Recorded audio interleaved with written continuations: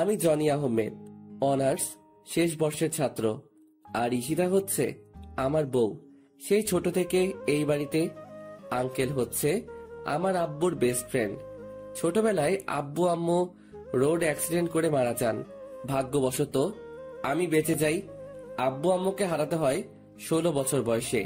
এরপর আঙ্কেল আমাকে এই বাড়িতে নিয়ে আসেন। সেই ছোট থেকে ঈশিতা আমার সাথে এই রকম আচরণ করে, তবে আমি কিছু মনে করি না। তবে আগে একটু খারাপ লাগতো। আমি সেই ছোটবেলা থেকে ঈশিতাকে ভালোবাসতাম, কিন্তু কখনো বলিনি। ঈশিতা আমাকে প্রতিদিন ছোট লোক, কুত্তার বাচ্চা, আরো অনেক কিছু বলতো। আমি একটু কষ্ট পেতাম, তবে এখন শুনতে শুনতে অভ্যস্ত হয়ে গেছি। আর বিয়ের ব্যাপারটা হলো একটু ভিন্ন। একদিন আমাদের কলেজ থেকে শিক্ষা সফরে আমি আর ঈশিতা যাই। ঈশিতা আমার সাথেই পড়ে, তো আমরা ঘুরতে বের হই।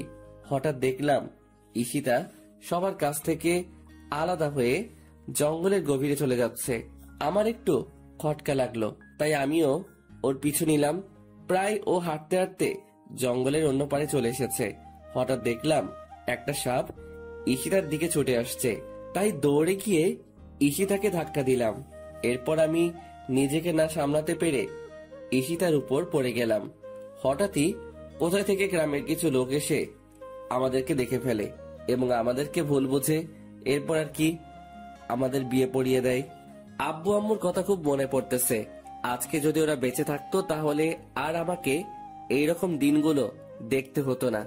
আব্বু আম্মুর জন্য খুব খারাপ লাগতেছে, চোখে পানি চলে আসছে। তবে আব্বু আম্মুর ভালোবাসাটা আঙ্কেল আর আন্টির কাছে পাই। এরপর শুয়ে পড়লাম। ফজর নামাজের আজান শুনে ঘুমটা ভেঙে গেল, তাই উঠে ফ্রেশ হয়ে নামাজ পড়ার জন্য মসজিদে গেলাম। চারদিকে হালকা হালকা আলো ফোটা শুরু করেছে। এরপর নামাজ পড়ে আব্বু আম্মুর কবরটার পাশে গেলাম। মনে পড়ে ছোটবেলার কথা, আব্বুকে ঘোড়া বানিয়ে তার পিঠে চড়া, আব্বুর সাথে স্কুলে যাওয়া। কান্না চলে এসেছে। বলতে লাগলাম, কেন তোমরা আমাকে একা করে চলে গেছো?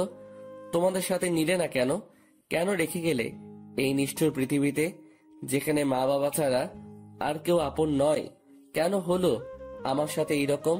কেন আমাকে অবহেলা করে? কেন কেন? কথাগুলো বলতে লাগলাম আর কান্না করতে লাগলাম। এরপর বাসায় চলে আসলাম। বাসায় ঢোকার সময় আন্টি আমাকে তাদের রুম থেকে ডাক দিলেন। রুমে গিয়ে দেখি আন্টি নামাজের বিছানায় বসে আছেন। আমি গিয়ে আন্টির পাশে বসলাম। আমার মাথায় হাত রাখলেন। ঈশিতা তোকে খুব অবহেলা করে, তাই না রে? মুচকি হেসে বললাম, ও এমন কিছু না আন্টি। ভালোবাসার মানুষটার অবহেলা কয়জনের কপালে থাকে? আমি সব বুঝি রে বাবা, তোর জন্য খুব কষ্ট। মেয়েটা কেন তোর সাথে এমন করে কিছু বুঝি না। কষ্ট এখন আর হয় না আন্টি। কষ্টগুলো এখন সহ্য করতে শিখে গেছি। দেখিস ঈশিতা একদিন তোকে ভালোবাসবে। হুম। আচ্ছা তুই এখন রুমে যা। আর শোন, ঈশিতাকে ডেকে তোল, আমি নাস্তা তৈরি করতেছি। আচ্ছা আন্টি। এরপর ঈশিতাকে ডাকতে যাইনি, কারণ ওকে ডিস্টার্ব করলে আবার আমার কপালে খারাপই আছে। ভালোবাসি তাই ওকে কিছু বলতে পারিও না। ঈশিতাকে না ডেকে আমি কলেজে যাওয়ার জন্য রেডি হয়ে নিলাম। এরপর আবার নিচে চলে গেলাম। গিয়ে দেখি ঈশিতা নিচে নাই। আন্টি, ঈশিতা কই? কেন, তোকে না বললাম ও ঘুম থেকে ডেকে তুলতে? ওহ আন্টি, ভুলে গেছি। আচ্ছা গিয়ে নিয়ে আয়। এরপর আমি ঈশিতাকে ডাকতে চলে গেলাম। কিছুক্ষণ দাঁড়িয়ে রইলাম দরজার সামনে। এরপর ডাক দিলাম, কিন্তু কোনো উত্তর দিল না। আবার ডাক দিলাম। এরপর ওপার থেকে ঈশিতা বলল, কি হইছে? সকালবেলা এত চিল্লাচিল্লি করস কেন? আপনাকে আন্টি ডাকছে, তাড়াতাড়ি নিচে আসতে। কলেজে যেতে হবে, পরে কিন্তু দেরি হয়ে যাবে। যা তো তুই, আমি আসতেছি, আর ডিস্টার্ব করবি না আমাকে। এরপর আমি আর কিছু না বলে চলে আসলাম। নিচে গিয়ে আমি নাস্তা করে নিলাম। এরপর ঈশিতা নিচে আসতে লাগলো। আজকে খুব সুন্দর লাগতেছে। গোলাপি রঙের একটা ড্রেস, কানের ফুল, চুড়ি আর হালকা লিপস্টিক, সব মিলিয়ে জাস্ট অসাম লাগতেছে। আমার হা করে তাকিয়ে থাকা দেখে ঈশিতা আমাকে বলল, কুত্তার মতো এইভাবে তাকিয়ে আছিস কেন, শুয়োরের বাচ্চা? ঈশিতার কথাটি সোজা গিয়ে আমার বুকে লাগলো। কি এক কপাল নিয়ে পৃথিবীতে এসেছি, নিজের বউয়ের দিকে তাকালেও গালি শুনতে হয়। ওই সময় শুধু চোখে পানি ছলছল করতেছে। আদিক্ষেতা না করে গাড়ি বের কর, কলেজে যাব।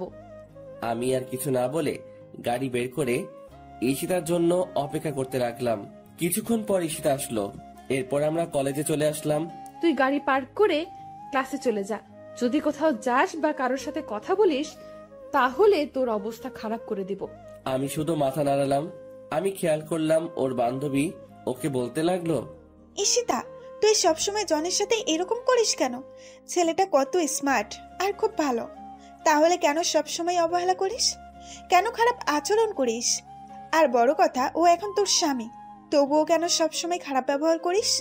কিসের স্বামী? হ্যাঁ, আর অধরা, তোকে আমি বলে রাখলাম কোনোদিনও আমাকে কিছু শেখাতে আসিস না। আর এতই যদি দরদ হয় তাহলে তুই ওই ছোট লোকটাকে বিয়ে করে নে, তাহলে আমিও উদ্ধার হব। আমিও তো চাই, কিন্তু জনি তো তোকে ভালোবাসে। আমি হাজার চাইলেও আমার হবে না জনি, ওইটা আমি ভালোভাবে জানি। জনি আমাকে ভালোবাসে তুই কিভাবে জানিস? তোকে যদি ভালোই না বাসতো তাহলে তোর এত অবহেলা সহ্য করতো না, তোর এত খারাপ আচরণ মুখ বুজে সহ্য করতো না। আফসোস, জনের মতো কেউ আমার জীবনে এলো না। ভালোবাসা না ছাই, ছোট লোকের আবার ভালোবাসা। এই বলে ওরা ক্লাসে চলে আসতে লাগলো। তাই আমি তাড়াতাড়ি করে ক্লাসে চলে আসলাম। ঈশিতার কথাগুলোতে খুব কষ্ট পেলাম। এরপর ক্লাসগুলো শেষ করে চলে আসলাম বাড়িতে। এইভাবে কাটতে থাকে দিন। আর ঈশিতার অবহেলা প্রতিনিয়ত সহ্য করতে হচ্ছে। ভালোবাসার মানুষটির অবহেলা কত কষ্টের তা যদি ঈশিতা জানতো তাহলে আমাকে এইভাবে অবহেলা করতো না। বসে আছি নিজের রুমে, তখন ঈশিতা আসলো আমার রুমে। আজকে সন্ধ্যায় একটা পার্টি আছে, আমার সাথে তুইও যাইবি, তাই তাড়াতাড়ি রেডি হয়ে নিস। যদি দেরি করিস তাহলে তোর কপালে খারাপই আছে। আমি শুধু মাথা নেড়ে হ্যাঁ সূচক উত্তর দিলাম। এরপর সন্ধ্যায় রেডি হয়ে গাড়ি নিয়ে বাইরে অপেক্ষা করতে লাগলাম। ঈশিতা আসতেছে, আজকেও খুব সুন্দর লাগতেছে, কিন্তু এই সৌন্দর্য আর দেখা হলো না। নিজের থেকে মুখ ফিরিয়ে নিলাম, জানি আমাকে এইভাবে তাকিয়ে থাকতে দেখলে আবার গালি দিবে। কি হয়েছে? গাড়ি চালাস না কেন? এই তো চালাইতেছি। আমাদেরকে কোথায় যেতে হবে? চলতে থাক, আমি বলতেছি কোথায় যেতে হবে। এরপর ঈশিতার কথা মতো গাড়ি নিয়ে চলে গেলাম, কিন্তু গাড়িটা গিয়ে থামে একটা নাইট ক্লাবে। একটু চিন্তায় পড়ে গেলাম, আমরা নাইট ক্লাবে কেন? পার্টিটা এখানে হবে। আমি আর কিছু বললাম না। গাড়িটা পার্ক করে ঈশিতার সাথে চলে এলাম। আমার কাছে এইসব কিছু ভালো লাগে না। আমি মদ তো দূরের কথা, সিগারেটও খাই না। বসে আছি, একা ভালো লাগতেছে। হঠাৎ দেখলাম ঈশিতা ওর কাপড়গুলো খুলে শর্ট একটা কাপড় পরলো, হাঁটুর উপরে কাপড়টা উঠে রয়েছে, আর একটা গেঞ্জি। এইসব দেখে আমার মাথা পুরাই নষ্ট হয়ে গেছে। আমি শুধু বসে বসে ওর কাহিনী দেখতেছি।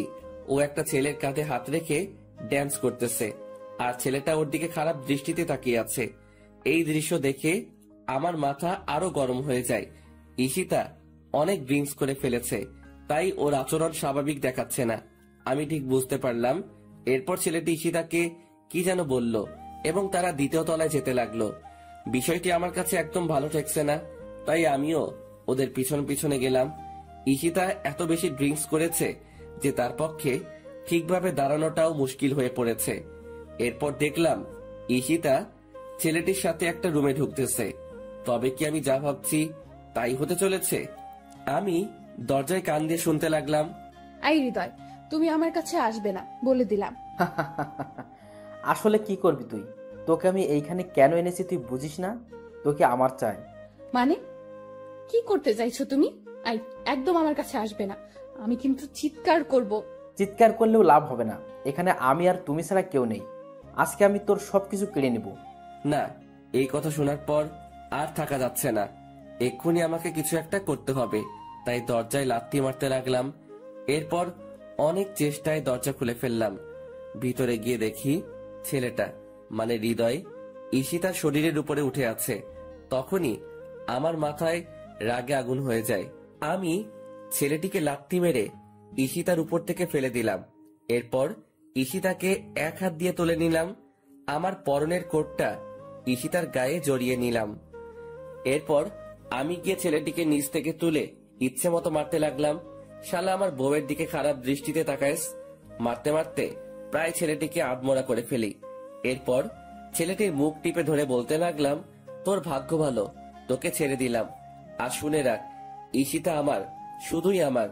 ওর দিকে যে চোখ তুলে তাকাবে, আমি ওর চোখ উপড়ে ফেলবো। Mind it. এরপর পিছন ফিরে দেখি ঈশিতা খাটে পড়ে আছে। হয়তো বেশি ড্রিঙ্কস করার কারণে এইরকম হয়েছে। তাই আমি ঈশিতাকে কোলে তুলে নিয়ে নিচে চলে আসলাম, আর সবাই আমাদের দিকে তাকিয়ে আছে। এরপর গাড়ি করে ঈশিতাকে নিয়ে আসলাম। গাড়ি করে ঈশিতাকে কোলে করে নামিয়ে ওর রুমে নিয়ে আসলাম। এরপর তাকে তার খাটে শুইয়ে দিলাম। ঈশিতা আমার গলা জড়িয়ে ধরে আছে। আমি নিজেকে ছুটাতে চাইলাম, কিন্তু পারলাম না। ঈশিতা আমাকে টান দিয়ে ওর বুকের মাঝে ফেলে দেয়। ওর গরম নিঃশ্বাস আমি অনুভব করতে পারছি। ওর শরীর থেকে আলাদা একটা গন্ধ আসতেছে, যা আমাকে পাগল করে দিচ্ছে। ঈশিতা আমাকে ওর বুকের মাঝে জড়িয়ে নেয়। আমি কোনো মতে নিজেকে ছাড়িয়ে উঠতে চাইলাম, কিন্তু পারলাম না। এই কি করছেন? কি ছাড়েন আমাকে। উফ, তোমাকে আজকে ছাড়তেছি না। মানে কি বলতে চান আপনি? দেখেন আমাকে। বলতে পারলাম না। ঈশিতা আমার আর ওর ঠোঁটজোড়া এক করে নিল। আমি কিছু করতে পারছি না। আমার হাত পা ঠান্ডা হয়ে আসতেছে। আমি জানি ঈশিতা এইসব কিছু নেশার ঘরে করতেছে। আমার এইরকম করা ঠিক হবে না, তাই নিজেকে ছড়াতে চাইলাম, কিন্তু পারতেছি না। ঈশিতা আমাকে এখনো খুব জোরে জড়িয়ে ধরে আছে, আর আমার ঠোঁট চুষতেছে। আমিও ধীরে ধীরে দুর্বল হতে লাগলাম। আমিও ঈশিতার ডাকে সাড়া দিলাম। ঈশিতা আমার বউ, ওর উপর আমার অধিকার আছে, আর যা হবার পরে ভেবে দেখা যাবে। ধীরে ধীরে দুইজন তলিয়ে গেলাম ভালোবাসার গভীর সাগরে। সকালবেলা আমার ঘুমটা ভেঙে যায়। আমি এখনো ঈশিতার বুকের মাঝে আছি, আর ঈশিতা আমাকে জড়িয়ে রেখে। ঈশিতার শরীরে কোনো কাপড় নেই। আমি নিজেকে ছাড়িয়ে ঈশিতার কপালে একটা চুমু দিলাম। আমার স্পর্শে ঈশিতার ঘুম ভেঙে যায় এবং আমাকে দেখে চমকে ওঠে। তুই আমার রুমে কি করিস? আর আমার জামা কোথায়? আমি তো আপনার রুমে থাকতে চাইনি, আপনি নিজেই আমাকে বাধ্য করছেন। আর তাছাড়া আপনি আমার বউ, আমি আপনার সাথে থাকতেই পারি। আপনার উপর আমার অধিকার সবচেয়ে বেশি। আই শহরের বাচ্চা, কি বললি তুই? কোনো ছোট লোক আমার স্বামী হতে পারে না। আর তোকে না বললাম আমার কাছে স্বামীর অধিকার চাইবি না? আমার সব তো নষ্ট করে দিলি, আর বাকি কি রাখছ? আর আমি তোকে কি বাধ্য করেছি? কালকের ঘটনা ভুলে গেলেন নাকি? আপনার জন্যই সব হয়েছে। আর আমি আমার বউকে আদর করছি, অন্য কাউকে না। আমি যদি জানতাম আপনি কালকে ওইরকম কিছু করবেন, তাহলে কোনোদিনও ওই পার্টিতে যেতে দিতাম না। জানেন কালকে আপনার সাথে কি হয়েছিল? কি হয়েছে? আমি তো ডান্স করছিলাম, এরপর তো কিছু মনে করতে পারছি না। ওইটাই জানতে চান কি হয়েছে কালকে রাতে? বল। এরপর আমি ঈশিতাকে সব বললাম। আমি তোর কথা বিশ্বাস করি না। তুই মিথ্যে কথা বলতেছিস আমার সাথে। তুই কি ভাবছিস আমি কিছু বুঝি না? মিথ্যা কথা বলে তুই আমাকে ভোগ করলি। সত্যি কথা, আমি মিথ্যা বলতেছি না, আমাকে বিশ্বাস করুন। কি করলে আপনাকে বিশ্বাস করানো যাবে? বিশ্বাস করতে পারি, তবে আমার একটা কথা শুনতে হবে। কি কথা বলেন?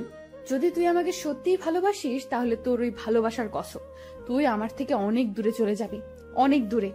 মুচকি হেসে বললাম, ও এই কথা। আপনাকে সত্যি অনেক ভালোবাসি, নিজের জীবনের চাইতেও বেশি, যা বলে প্রকাশ করতে পারবো না। তবে আপনার কথা রেখে বোঝাতে পারবো কতটা ভালোবাসি। ভালোবাসা মানে এই নয় প্রিয় মানুষটির সাথে থাকতে হবে, দূর থেকেও ভালোবাসা যায়। চলে যা, আর আসিস না আমার কাছে। যাচ্ছি। এই বলে আমি আমার রুমে চলে আসলাম। ভাবতেই পারিনি আমার জীবনে এমন একটা দিন আসবে। প্রিয় মানুষটির থেকে আলাদা হতে হবে। বিধাতা কেন আমাকে এমন পরীক্ষার সম্মুখীন করলেন? কেন এত অবহেলিত আমি ঈশিতার কাছে? কেন বোঝে না ওকে সত্যি ভালোবাসি? তবে ওর থেকে দূরে গিয়ে ও যদি ওকে আমার ভালোবাসা বোঝাতে পারি, তাহলে তাই করব। চলে যাব অনেক দূরে, আর আসবো না ওর কাছে। আর কাউকে ছোট লোক বলতে হবে না, আর কাউকে গালাগালি করতে হবে না।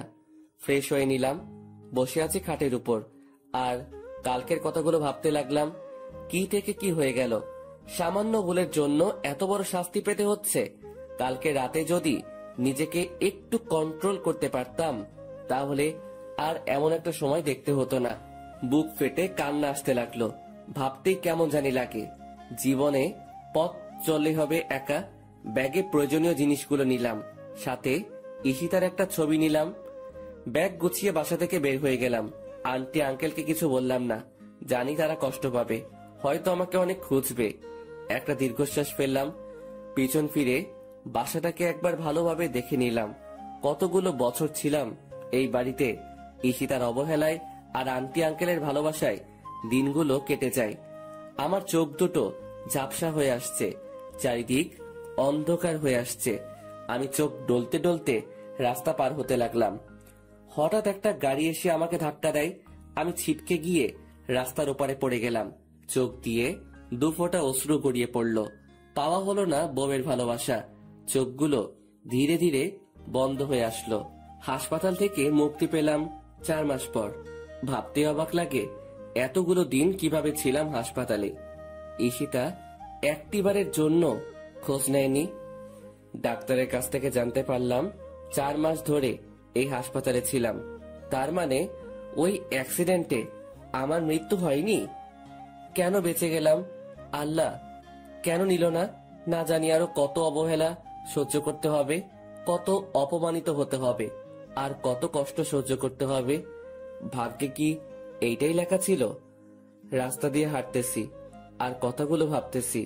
পুরো শরীর ব্যথা করতেছে। ব্যথার কারণে ঠিকমতো হাঁটতে পারতেছি না। একটু পর পর মাথাটা চক্কর দিয়ে উঠছে। মাথা ব্যথাও ভীষণ বেড়ে যাচ্ছে। জীবনে 4টি মাস অতিবাহিত হয়ে গেল কোমায় থেকে, কিন্তু ঈশিতা একবারের জন্য আমার খবর নিল না। তাহলে কি ওর মনে আমার জন্য বিন্দুমাত্র ভালোবাসা নেই? ওর জীবনে কি আমার জন্য একটু জায়গা নেই? আর জায়গা থাকবেই বা কেন? আমি তো ছোট লোক। হয়তো ঈশিতা এখন নতুন কাউকে নিয়ে সুখে আছে। পাওয়া হলো না আর ঈশিতার ভালোবাসা। এইদিকে সন্ধ্যাই হয়ে আসছে। কোথায় যাব, কি করব? আমার কাছে 1টি টাকাও নেই যে কিছু খাবো। প্রায় গভীর রাত হয়ে এসেছে। বসে আছি পেটের ক্ষুধাও ব্যথাত শরীর নিয়ে একটা ল্যাম্পপোস্টের নিচে। ভাবতেই পারিনি জীবনে এমন দিনও পার করতে হবে। সবই নিয়তির খেলা। আনমনে বসে আছি আর আকাশের তারাগুলো দেখছি। আজকে তারাদেরকেও একা লাগছে। আকাশে 4টা ঠিকই উঠেছে, কিন্তু আমার মনের আকাশটা আধার হয়ে আছে। হঠাৎ খেয়াল করলাম একটা গাড়ি এই দিকে আসতেছে। একবার ভাবলাম সাহায্য চাইবো, আবার বসে পড়লাম। গাড়িটা আমার সামনে এসে থামলো। কি ব্যাপার? গাড়িটা আমার সামনে দাঁড়ালো কেন? হয়তো ওদের কোনো কাজে দাঁড়িয়েছে। আমি গাড়ির দিকে তাকিয়ে বোঝার চেষ্টা করছি। চেনা চেনা মনে হচ্ছে।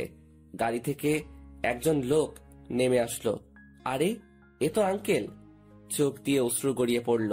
দেখলাম আঙ্কেলের চোখে পানি। হয়তো কতগুলো দিন পর দেখা হলো তাই। আঙ্কেল এসে আমার পাশে এসে চুপ করে বসলেন। আমিও চুপচাপ বসে আছি। হঠাৎ নীরবতা ভেঙে আঙ্কেল বললেন, কেমন আছো জানি?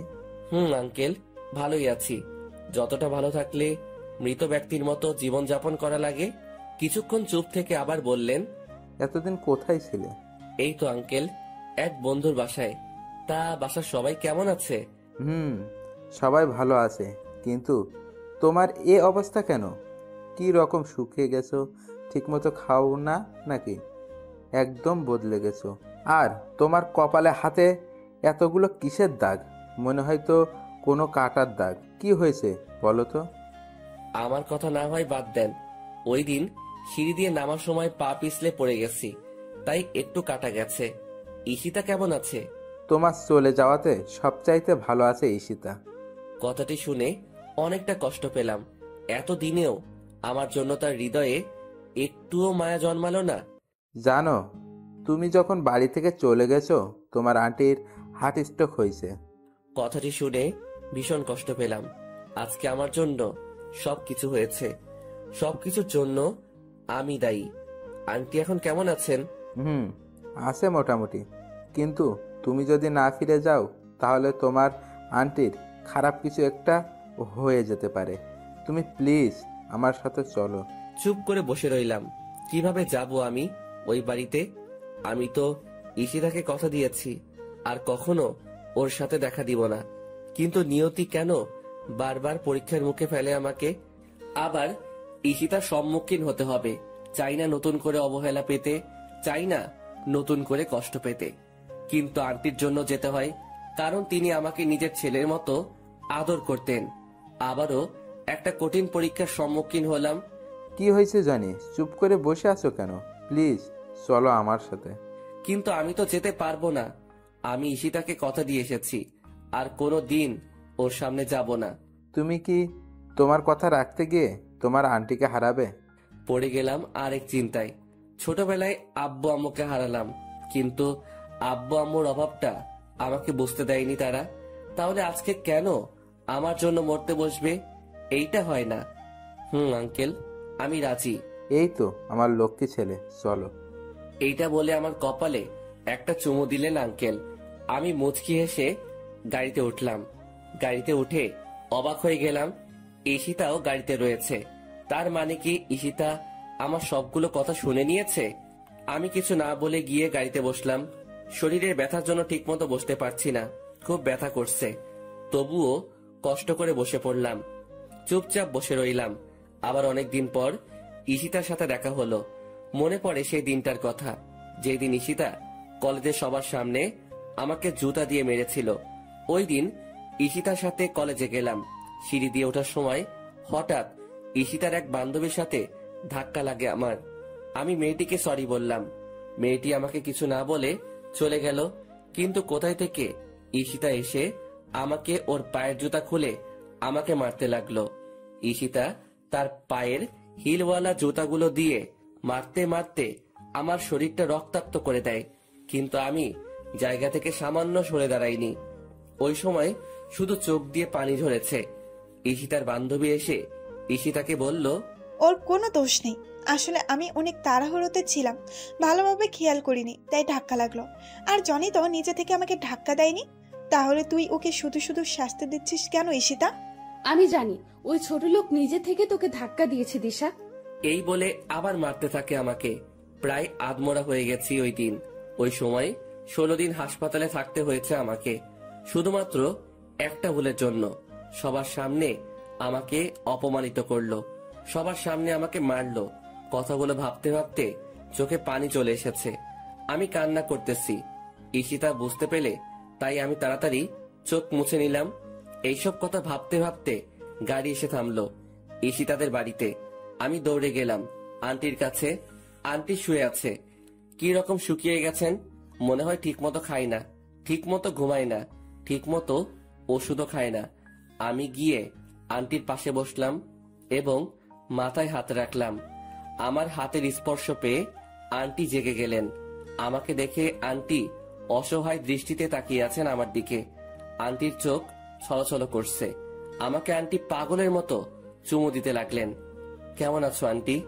আগে ভালো ছিলাম না রে, তুই এসে গেছিস। আমি এখন খুব ভালো আছি, কিন্তু তোর এই রকম অবস্থা কেন? কপালে কাটার দাগ, হাতেও অনেক বড় কাটার দাগ রয়েছে। ওইটা আন্টি তেমন কিছু না, সিঁড়ি দিয়ে নামতে পড়ে গেছি, তাই একটু কেটে গেছে। আমার কেন জানি বিশ্বাস হচ্ছে না তোর কথা, কেন জানি তোর কথা মানতে পারছি না। না আন্টি, ওই রকম কিছুই না। আচ্ছা তুই ফ্রেশ হয়ে আয়, আমি তোকে খাবার দিচ্ছি। আচ্ছা আন্টি। আমি চলে যেতে লাগলাম। আন্টি আবার আমাকে পিছন থেকে ডাক দিলেন। জি আন্টি, বলো। এইদিকে আয় তো, তোকে জড়িয়ে ধরি না অনেক দিন হইছে।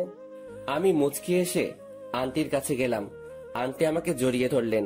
ঠিক তখনই আমি ব্যথায় আহ করে চিৎকার দিয়ে উঠলাম। আমার চিৎকার শুনে সবাই ভয় পেয়ে গেল। কি হয়েছে জনি? আন্টি হঠাৎ পিঠে ভীষণ ব্যথা করে উঠল। কই দেখি। আমার পরনে টি শার্টটা উল্টিয়ে আন্টি বড়সড় একটা ধাক্কা খেলেন, বুঝতে পারলাম। সাথে সাথে আঙ্কেল আর ঈশিতাও, কিন্তু কি এমন হয়েছে বুঝতে পারলাম না। সত্যি করে বল জনি, তোর কি হয়েছে? তুই আমাকে মিথ্যা কথা বললি কেন? আরে আন্টি, মিথ্যা বলবো কেন? আমি তো সত্যি বলতেছি। তুই সত্যি বলিস তাই না? এক থাপ্পড় দিব। তোর পিঠে ওইটা কিসের দাগ? কই কিসের দাগ? আমি আয়নার সামনের দিকে দেখতে লাগলাম। দেখে আমি নিজেই অনেক বড় ধাক্কা খেলাম। আমার পিঠের প্রায় অর্ধেকটা কাটা। তার মানে ওই অ্যাক্সিডেন্ট এইরকম হয়েছে। কিভাবে বেঁচে গেলাম? এত বড় আঘাত হওয়ার পরেও বেঁচে গেলাম। জনি, তোকে আমার কসম, সত্যি করে বল কি হয়েছে? কি করি এখন? সত্যিটা তো বলতেই হবে। আসলে আন্টি, আমার অ্যাক্সিডেন্ট হয়েছে। ওই দিন বাড়ি থেকে বের হয়ে রাস্তা পার হওয়ার সময় একটা গাড়ির সাথে ধাক্কা লাগে আমার। আমি এতদিন ধরে আমার কোনো বন্ধুর বাসায় না, হাসপাতালে ঘুমাইছিলাম। আর আজকে 4 মাস পর জ্ঞান ফিরেছে। এইবার আন্টি হাউমাউ করে কেঁদে দিলেন। আমি গিয়ে আন্টিকে সান্ত্বনা দিতে লাগলাম। কোনো মতে আন্টিকে ঠান্ডা করলাম। এরপর আন্টিকে বুঝিয়ে সুজিয়ে চলে আসলাম আমার রুমে। ফ্রেশ হতে গেলাম, ফ্রেশ হতেও পারছি না। কোনো মতে ফ্রেশ হয়ে নিচে চলে আসলাম খাওয়ার জন্য। আন্টি আমাকে নিজ হাতে খাইয়ে দিলেন। তবে একটা জিনিস খেয়াল করলাম, ঈশিতা আজকে আমার সাথে এক টেবিলে বসে খেলো। অনেকটা খুশি হলাম। এরপর খাওয়া দাওয়া শেষ করে রুমে চলে আসলাম। একটু ঘুমানোর চেষ্টা করলাম, কিন্তু পিঠে ব্যথার জন্য পারছি না। তবুও কোনো মতে চিত হয়ে শুয়ে পড়লাম। ভোরবেলায় ফজরের আজানে ঘুম ভাঙলো। বিছানা থেকে উঠতে অনেক কষ্ট হচ্ছে। শরীরটা এখন আগের মতো ব্যথা করতেছে। অনেক কষ্ট করে উঠে ওযু করে নামাজ পড়তে চলে গেলাম। কারণ এখনকার এই ব্যথা জাহান্নামের শাস্তি থেকে 1 কোটি গুণ কম। এই সামান্য কষ্টের জন্য কপালে আখিরাতে চিরস্থায়ী সুখ থাকতে পারে। অনেক কষ্ট করে নামাজ পড়ে বাড়িতে আসলাম। এখন একটু ভালো লাগতেছে। হালকা হালকা বাতাস বয়ে যাচ্ছে। অনেক দিন পর সকালে সূর্যটা দেখতে পাবো। কারণ হাসপাতালে এতদিন কোমায় থাকায় বাহিরের আলো আমার হৃদয় স্পর্শ করতে পারিনি। তাই ছাদে চলে আসলাম। খেয়াল করলাম কেউ একজন ছাদের এক কোণে দাঁড়িয়ে আছে। একটু কাছে যেতেই বুঝতে পারলাম ঈশিতা। আমি গিয়ে ওর একটু পাশে দাঁড়ালাম। ভাবলাম এই কয়দিনে হয়তো আমি তার হৃদয়ে একটু হলেও আমার জন্য জায়গা করতে পেরেছি। কারো উপস্থিতি টের পেয়ে ঈশিতা আমার দিকে তাকালো। আমাকে দেখে বিরক্তিকর দৃষ্টি নিয়ে তাকালো ঈশিতা আমার দিকে। তুই এখানে কি করিস? তোকে বলছি না আমাকে ডিস্টার্ব করবি না। আসলে আমি বুঝতে পারিনি আপনি ছাদে আছেন। জানলে এখানে আসতাম না। জানলে আসতিস না? এই বাড়িতে আবার কেন আসলি তুই? তোর নাকি অ্যাক্সিডেন্ট হয়েছে? মরিস নাই কেন অ্যাক্সিডেন্টে? মরে আমাকে উদ্ধার করতি? যত সব ছোট লোক কোথাকার। এই বলে ঈশিতা চলে গেল। ঈশিতার কথা শুনে বুকের ভিতর ঘূর্ণিঝড় শুরু হলো। তাহলে কি আমি ভুল ভাবনা নিয়ে এতদিন বেঁচেছিলাম? মৃত্যুটাই আমার জন্য শ্রেয় ছিল। ভালোবাসার মানুষটি বলছে মরতে। তাহলে এই তুচ্ছ জীবন রেখে কি লাভ? শুধুমাত্র আত্মহত্যা করলে এই অবহেলা থেকে মুক্তি পেতে পারি।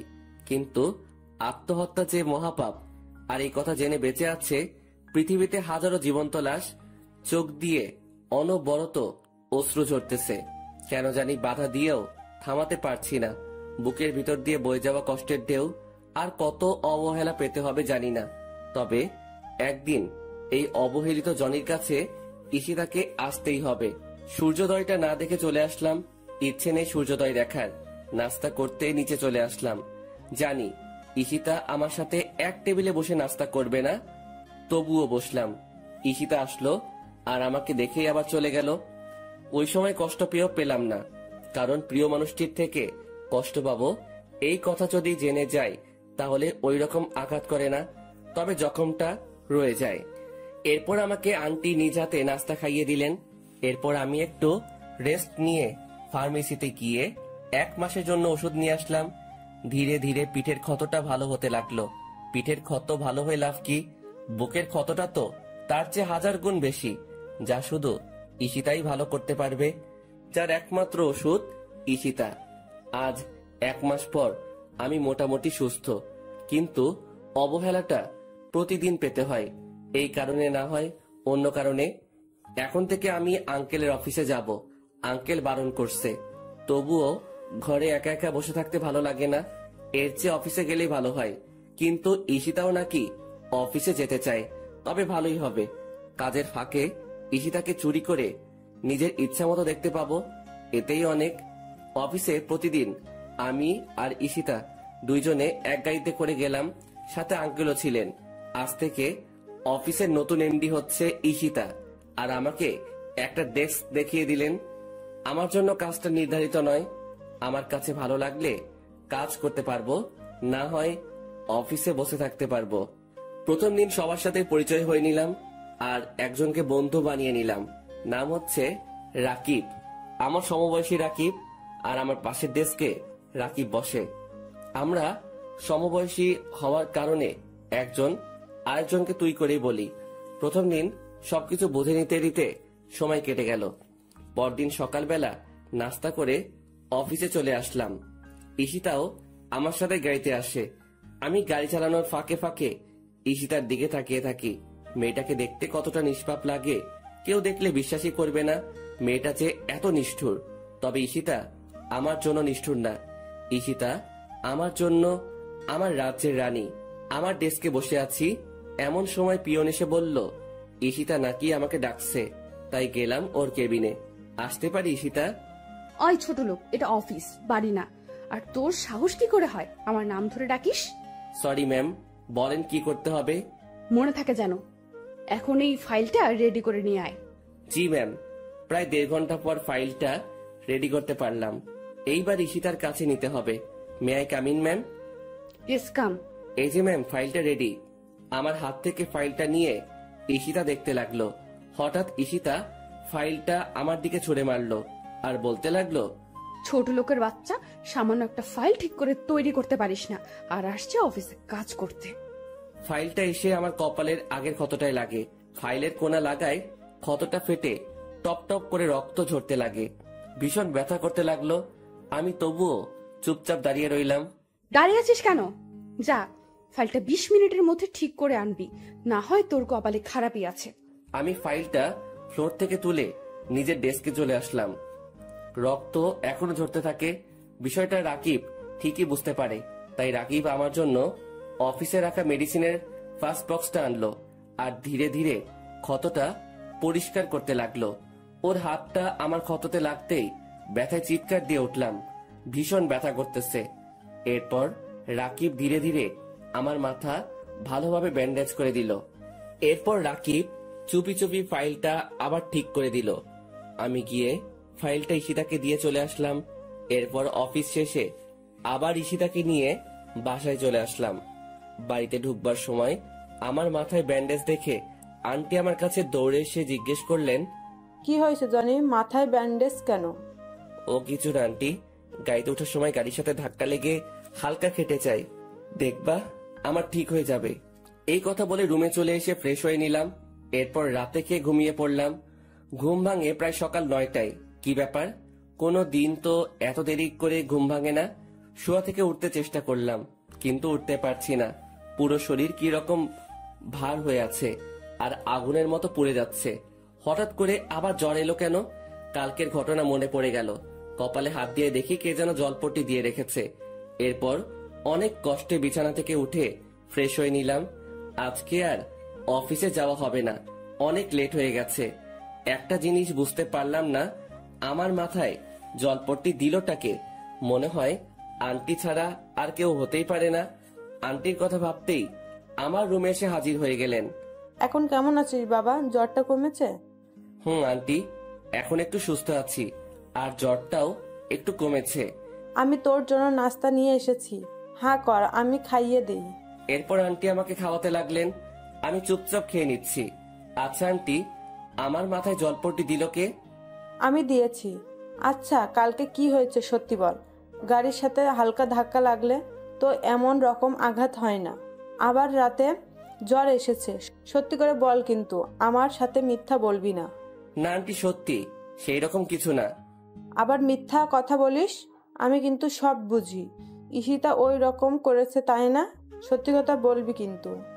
আসলে জানাটা কি বেশি জরুরি? বেশি জরুরি, বল আমাকে। এরপর অনিচ্ছা সত্ত্বেও আন্টিকে সব বলতে হলো। আমার কথা শুনে আন্টির মুখটা কালো হয়ে গেল। আমার মাথার ব্যান্ডেজটা খুলে আন্টি দেখতে লাগলেন। এরপর আন্টি কিছু না বলে আমাকে ওষুধ খাইয়ে দিয়ে চলে গেলেন। আমিও চুপচাপ শুয়ে পড়লাম। অনেকদিন কলেজে যাওয়া হয় নাই, আবার সামনের মাসে পরীক্ষা। আমার ওই রকম ভালো প্রস্তুতি নাই। কালকে কলেজে যেতে হবে, এইভাবে দিনটা কেটে যায়। জ্বরটা একটু কমেছে, তাই সকালে নাস্তা করে গাড়ি নিয়ে বেরিয়ে পড়লাম কলেজের উদ্দেশ্যে। হঠাৎ আমার গাড়ির সামনে একটা মেয়ে এসে পড়লো। আমি তাড়াতাড়ি ব্রেক করলাম, তবুও গাড়ির সাথে হালকা ধাক্কা লাগে মেয়েটির। আমি তাড়াতাড়ি গাড়িটা বন্ধ করে গাড়ি থেকে নেমে পড়লাম। এরপর মেয়েটিকে তুলতে গেলাম। আরে এইটা তো ঈশিতার ফ্রেন্ড দিশা। আমি তাড়াতাড়ি হাতটা বাড়িয়ে দিলাম দিশার দিকে। উঠে আসো দিশা। এরপর আমি ধীরে ধীরে দিশাকে তুলতে লাগলাম। গাড়ির সাথে ধাক্কা লাগার কারণে মেয়েটা পায়ে ব্যথা পাইছে, উঠে দাঁড়াতে কষ্ট হচ্ছে। তোমার কি হাঁটতে কষ্ট হচ্ছে? না, তেমন না, ঠিক হয়ে যাবে। আচ্ছা, এখন ছাড়ো, আমি যেতে পারবো। আচ্ছা। আমি দিশাকে ছেড়ে দিলাম। ও ধীরে ধীরে হাঁটার চেষ্টা করতে লাগলো, কিন্তু পায়ের ব্যথার কারণে পারছে না।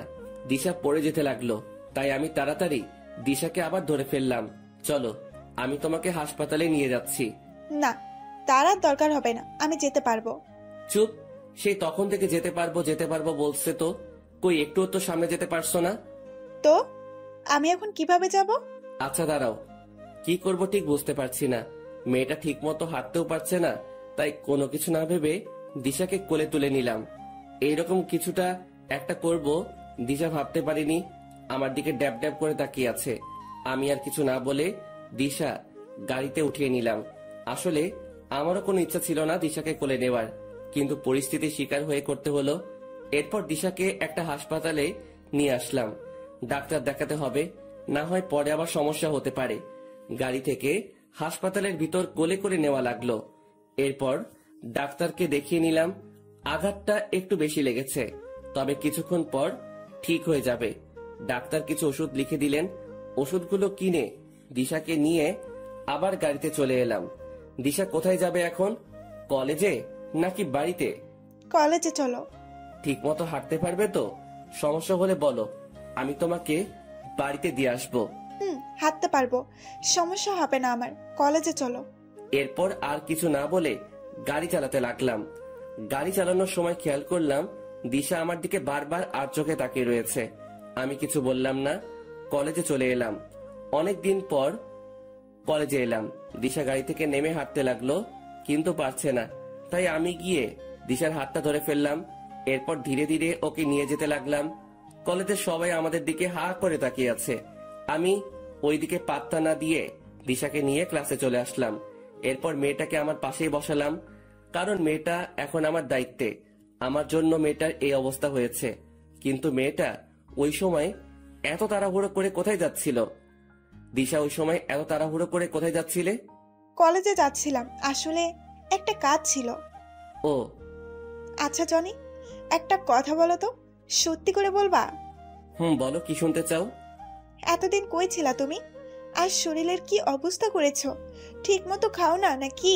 সব সময় সবার কাছ থেকে এই প্রশ্নটা এড়িয়ে যেতে চাই, কিন্তু পারি না। প্রশ্নটার সম্মুখীন হতে হয়। না, তেমন কিছু না। সত্যি করে বলবা কিন্তু। আমি জানি তুমি মিথ্যে কথা বলতেছো।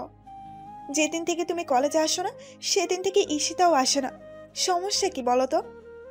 সেই রকম কিছু না, শুধু একটু প্রবলেম হয়েছে।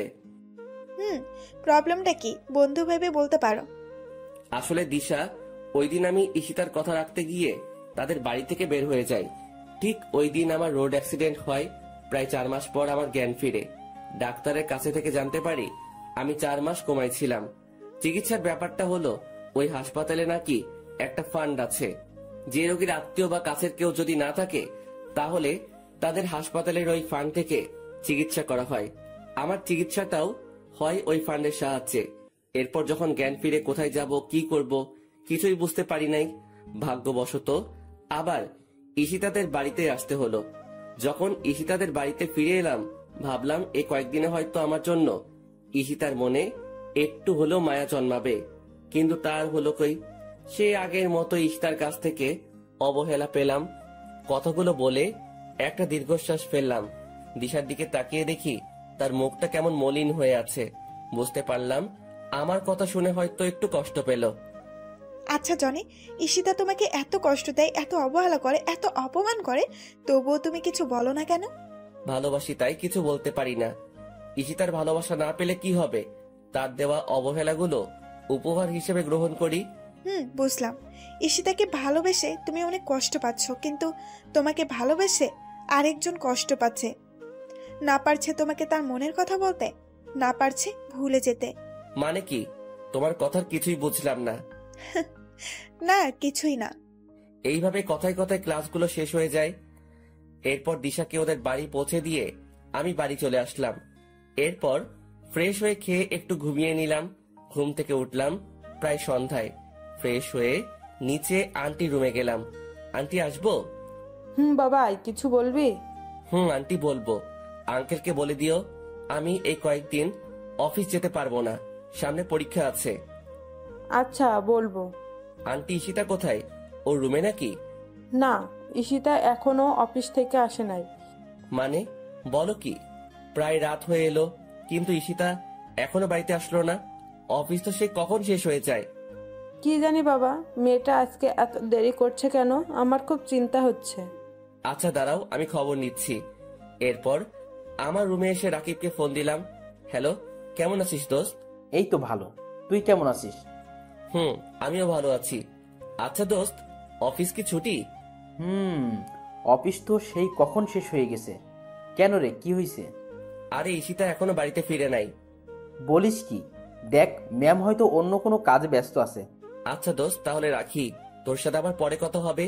আচ্ছা ঠিক আছে, ভালো থাকিস। এই বলে মোবাইলটা কেটে দিলাম। কি করি এখন? ঈশিতার নাম্বারটা বউ দিয়ে সেভ করা আছে, কিন্তু কোনো দিন ফোন দেওয়া হয়নি। আর কোনো কিছু না ভেবে ফোন দিলাম, কিন্তু ফোন তুলছে না। এইভাবে 6 বার ফোন দিলাম, তবুও ফোনটা ধরলো না। আমার চিন্তা আরো বেড়ে গেল, তাই আবার ফোন দিলাম। এইবার ঈশিতা কলটা ধরলো। ওই ছোট লোকের বাচ্চা, বারবার ফোন দিস কেন? আপনি কোথায়? তাড়াতাড়ি বাড়িতে আসেন, আন্টি আপনার জন্য চিন্তা করছে। তোকে বলতে যাব কেন? আমি আমার বয়ফ্রেন্ডের সাথে আছি, আর ডিস্টার্ব করবি না আমাকে। যত সব ছোট লোক কোথাকার। ঈশিতার কথা শুনে আমার পায়ের নিচের মাটি সরে গেল। ঈশিতার বয়ফ্রেন্ড আছে ভাবতেই চোখ দুটো ভিজে গেল পানিতে। বুক ফেটে কান্না আসছে। আমার ভালোবাসা কখনো ঈশিতা বুঝলো না, শুধু অবহেলাই করে গেল। তবে কি ঈশিতাকে আমার নিজের করে আর কখনো পাবো না? কখনো কি আর হবে না ঈশিতার ভালোবাসা পাওয়া? অনেক কান্না করলাম। ভালোবাসার মানুষটির অবহেলা মৃত্যুর সমান। কান্না করতে করতে কখন ঘুমিয়ে পড়েছি ঠিক মনে নেই। ঘুম থেকে উঠে ফ্রেশ হয়ে নিলাম। বারবার শুধু ঈশিতার কথাগুলো মনে পড়ছে। তবে কি চিরতরে হারাতে হবে ঈশিতাকে? আর যেইভাবে অবহেলা করছে তাতে ঈশিতা না থাকাও ভালো, কিন্তু প্রিয় মানুষটির কাছ থেকে অবহেলা করলে তা না পাওয়ার চেয়েও ভালো। কিন্তু আমি যে এত অবহেলা নিতে পারছি না, কিন্তু একদিন ওর অবহেলা গুলাও খুব মিস করব। আমাকেও কিছু একটা করতে হবে, এমন কিছু করব যাতে ঈশিতা নিজেই আমার কাছে আসে। নাস্তা করে কলেজে যাওয়ার জন্য রেডি হয়ে নিলাম। এরপর গাড়ি নিয়ে কলেজে চলে আসলাম।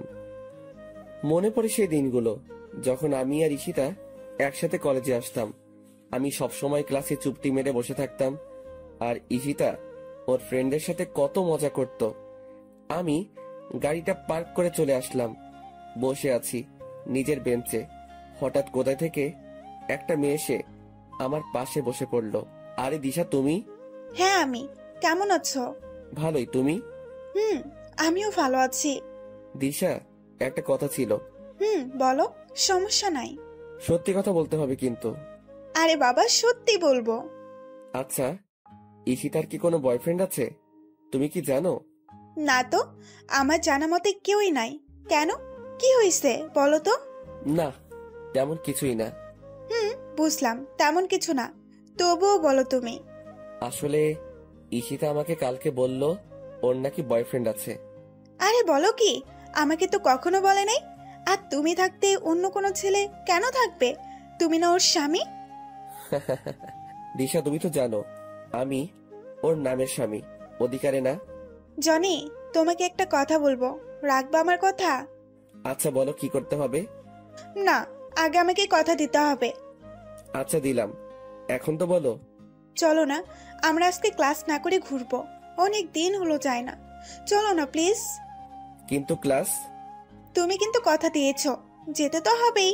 কি আর করা যায়, কথা যখন দিয়ে দিয়েছি তাহলে কথা মতো কাজ করতে হবে। এরপর গাড়ি নিয়ে আমি আর দিশা বেরিয়ে পড়লাম। উদ্দেশ্য নদীর পাড়ে যাব। এরপর আমরা আমাদের গন্তব্যস্থলে চলে গেলাম। বসে আছি নদীর পাড়ে একটা গাছের নিচে। কি সুন্দর প্রকৃতি, যার বর্ণনা দিয়ে শেষ করা যায় না। দিগন্ত বিস্তৃত নদী, নদীর ওপরে সারি সারি গাছ, চারিদিকে হালকা রোদের তাপ, আর দক্ষিণের বাতাস এসে মনে দোলা দিয়ে যাচ্ছে। সব মিলিয়ে একটা মনোমুগ্ধকর পরিবেশ। জনি, কি ভাবো? এই যে কত সুন্দর প্রকৃতি, দিগন্ত বিস্তৃত নদী, এর পারে আমরা দুইজন পাশাপাশি একটা গাছের নিচে বসে আছি।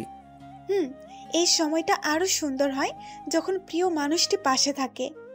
কিছু বললাম না, চুপচাপ করে বসে রইলাম। কি হয়েছে? বসে আছো যে, কথা বলো না কেন? না, এমনিতেই। আচ্ছা, তুমি কি এখনো ঈশিতাকে ভালোবাসো? বাসি তো, আগের মতোই ভালোবাসি। তুমি কাকে ভালোবাসো বললে না তো? আমিও একজনকে খুব ভালোবাসি, তবে বলতে পারছি না, কারণ ওর যে এখন বউ আছে। ও মা, বলো কি? তাহলে কে সে? আচ্ছা দাঁড়াও। এই কথা বলে ঈশিতা তার ব্যাগ থেকে একটা গোলাপ ফুল বের করলো এবং আমার সামনে হাঁটু গেড়ে বসে পড়লো। হবে কি তুমি আমার রাত জাগার কারণ? হবে কি তুমি আমার স্বপ্ন দেখার কারণ? জানো, তোমাকে আমি সেই ছোট থেকেই ভালোবাসতাম। যেদিন ঈশিতার সাথে তোমাকে প্রথম দেখেছি, সেদিন থেকে তোমাকে ভালোবেসে ফেলেছি। শুধুমাত্র ঈশিতার জন্য কোনোদিন বলে উঠতে পারি নাই। প্লিজ ফিরিয়ে দিও না, খুব ভালোবাসি তোমাকে। জানো, ঈশিতা যেই দিন তোমাকে কলেজের সবার সামনে অপমান করত, সেদিন আমি মুখ বুজে কান্না করতাম। ঈশিতা তো তোমাকে আর ভালোবাসে না, আর ওর বয়ফ্রেন্ডও আছে। তাহলে আমাকে ফিরিয়ে দিও না প্লিজ। আমি মুচকি হেসে দিশা নিচু থেকে উঠিয়ে পাশে বসালাম, ফুলটাও নিলাম। দিশা, তুমি তো জানো আমি ঈশিতাকে ভালোবাসি, আর যদি ভালো না বাসতাম তাহলে এত অবহেলা কষ্টের মাঝে ওর কাছে পড়ে থাকতাম না। আর তোমার এইগুলা ভালোবাসা না, সব আবেগ। দেখবে সব আগের মতো ঠিক হয়ে যাবে। দেখবে আমার থেকে আরো 1000 গুণ ভালো ছেলে আসবে। 1000 গুণ ভালো আসবে, কিন্তু তোমার মতো না। প্লিজ ফিরিয়ে দিও না। তোমাকে না পেলে আমি কিন্তু আত্মহত্যা করব। আরে কান্না করছো কেন? আর আত্মহত্যা করতে হবে না, তবে আমাকে কিছুদিন সময় দিতে হবে। তুমি তো জানো আমি কত ডিপ্রেশনে আছি। আমাকে কিছুদিন সময় দিতে। এই কথা বলার সাথে সাথে মেয়েটা আমাকে জড়িয়ে ধরলো। আমি শুধু মুচকি হাসলাম আর ওর মাথায় হাত রাখলাম।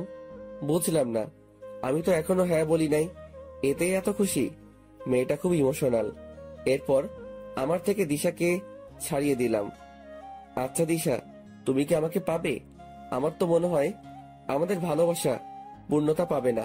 সব ভালোবাসা কি পূর্ণতা পায়? কিছু কিছু ভালোবাসা অসম্পূর্ণ রয়ে যায়। আমাদেরটাও না হয় অপূর্ণ থাকবে। আর আমার পাগলটাকে না হয় সারা জীবন দূর থেকেই ভালোবেসে যাব। তবে যেই কয়দিন আছি তোমার সাথেই থাকতে চাই।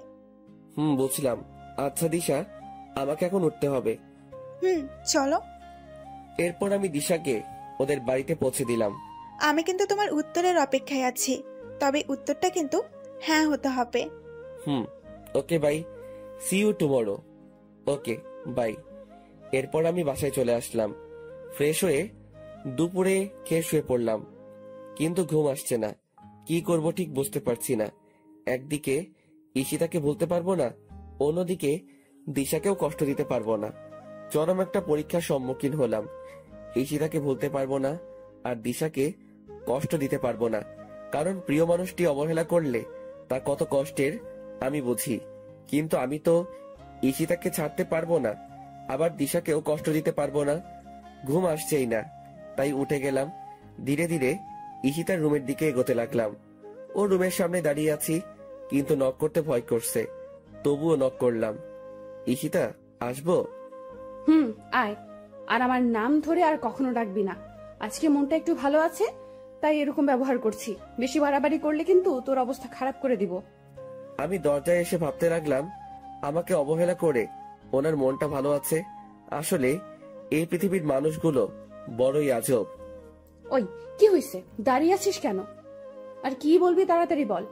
না মানে একটা কথা ছিল, যদি কিছু মনে না করেন তাহলে বলতে পারি। এত ন্যাকামো না করে কি বলবি বল। আপনি কেন এইরকম করেন আমার সাথে?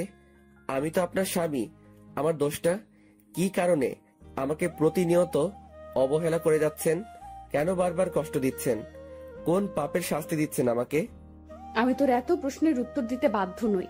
আর তোকে আমি আগেই বলেছি আমি তোকে ভালোবাসি না, তোকে দেখলে আমার ঘৃণা হয়।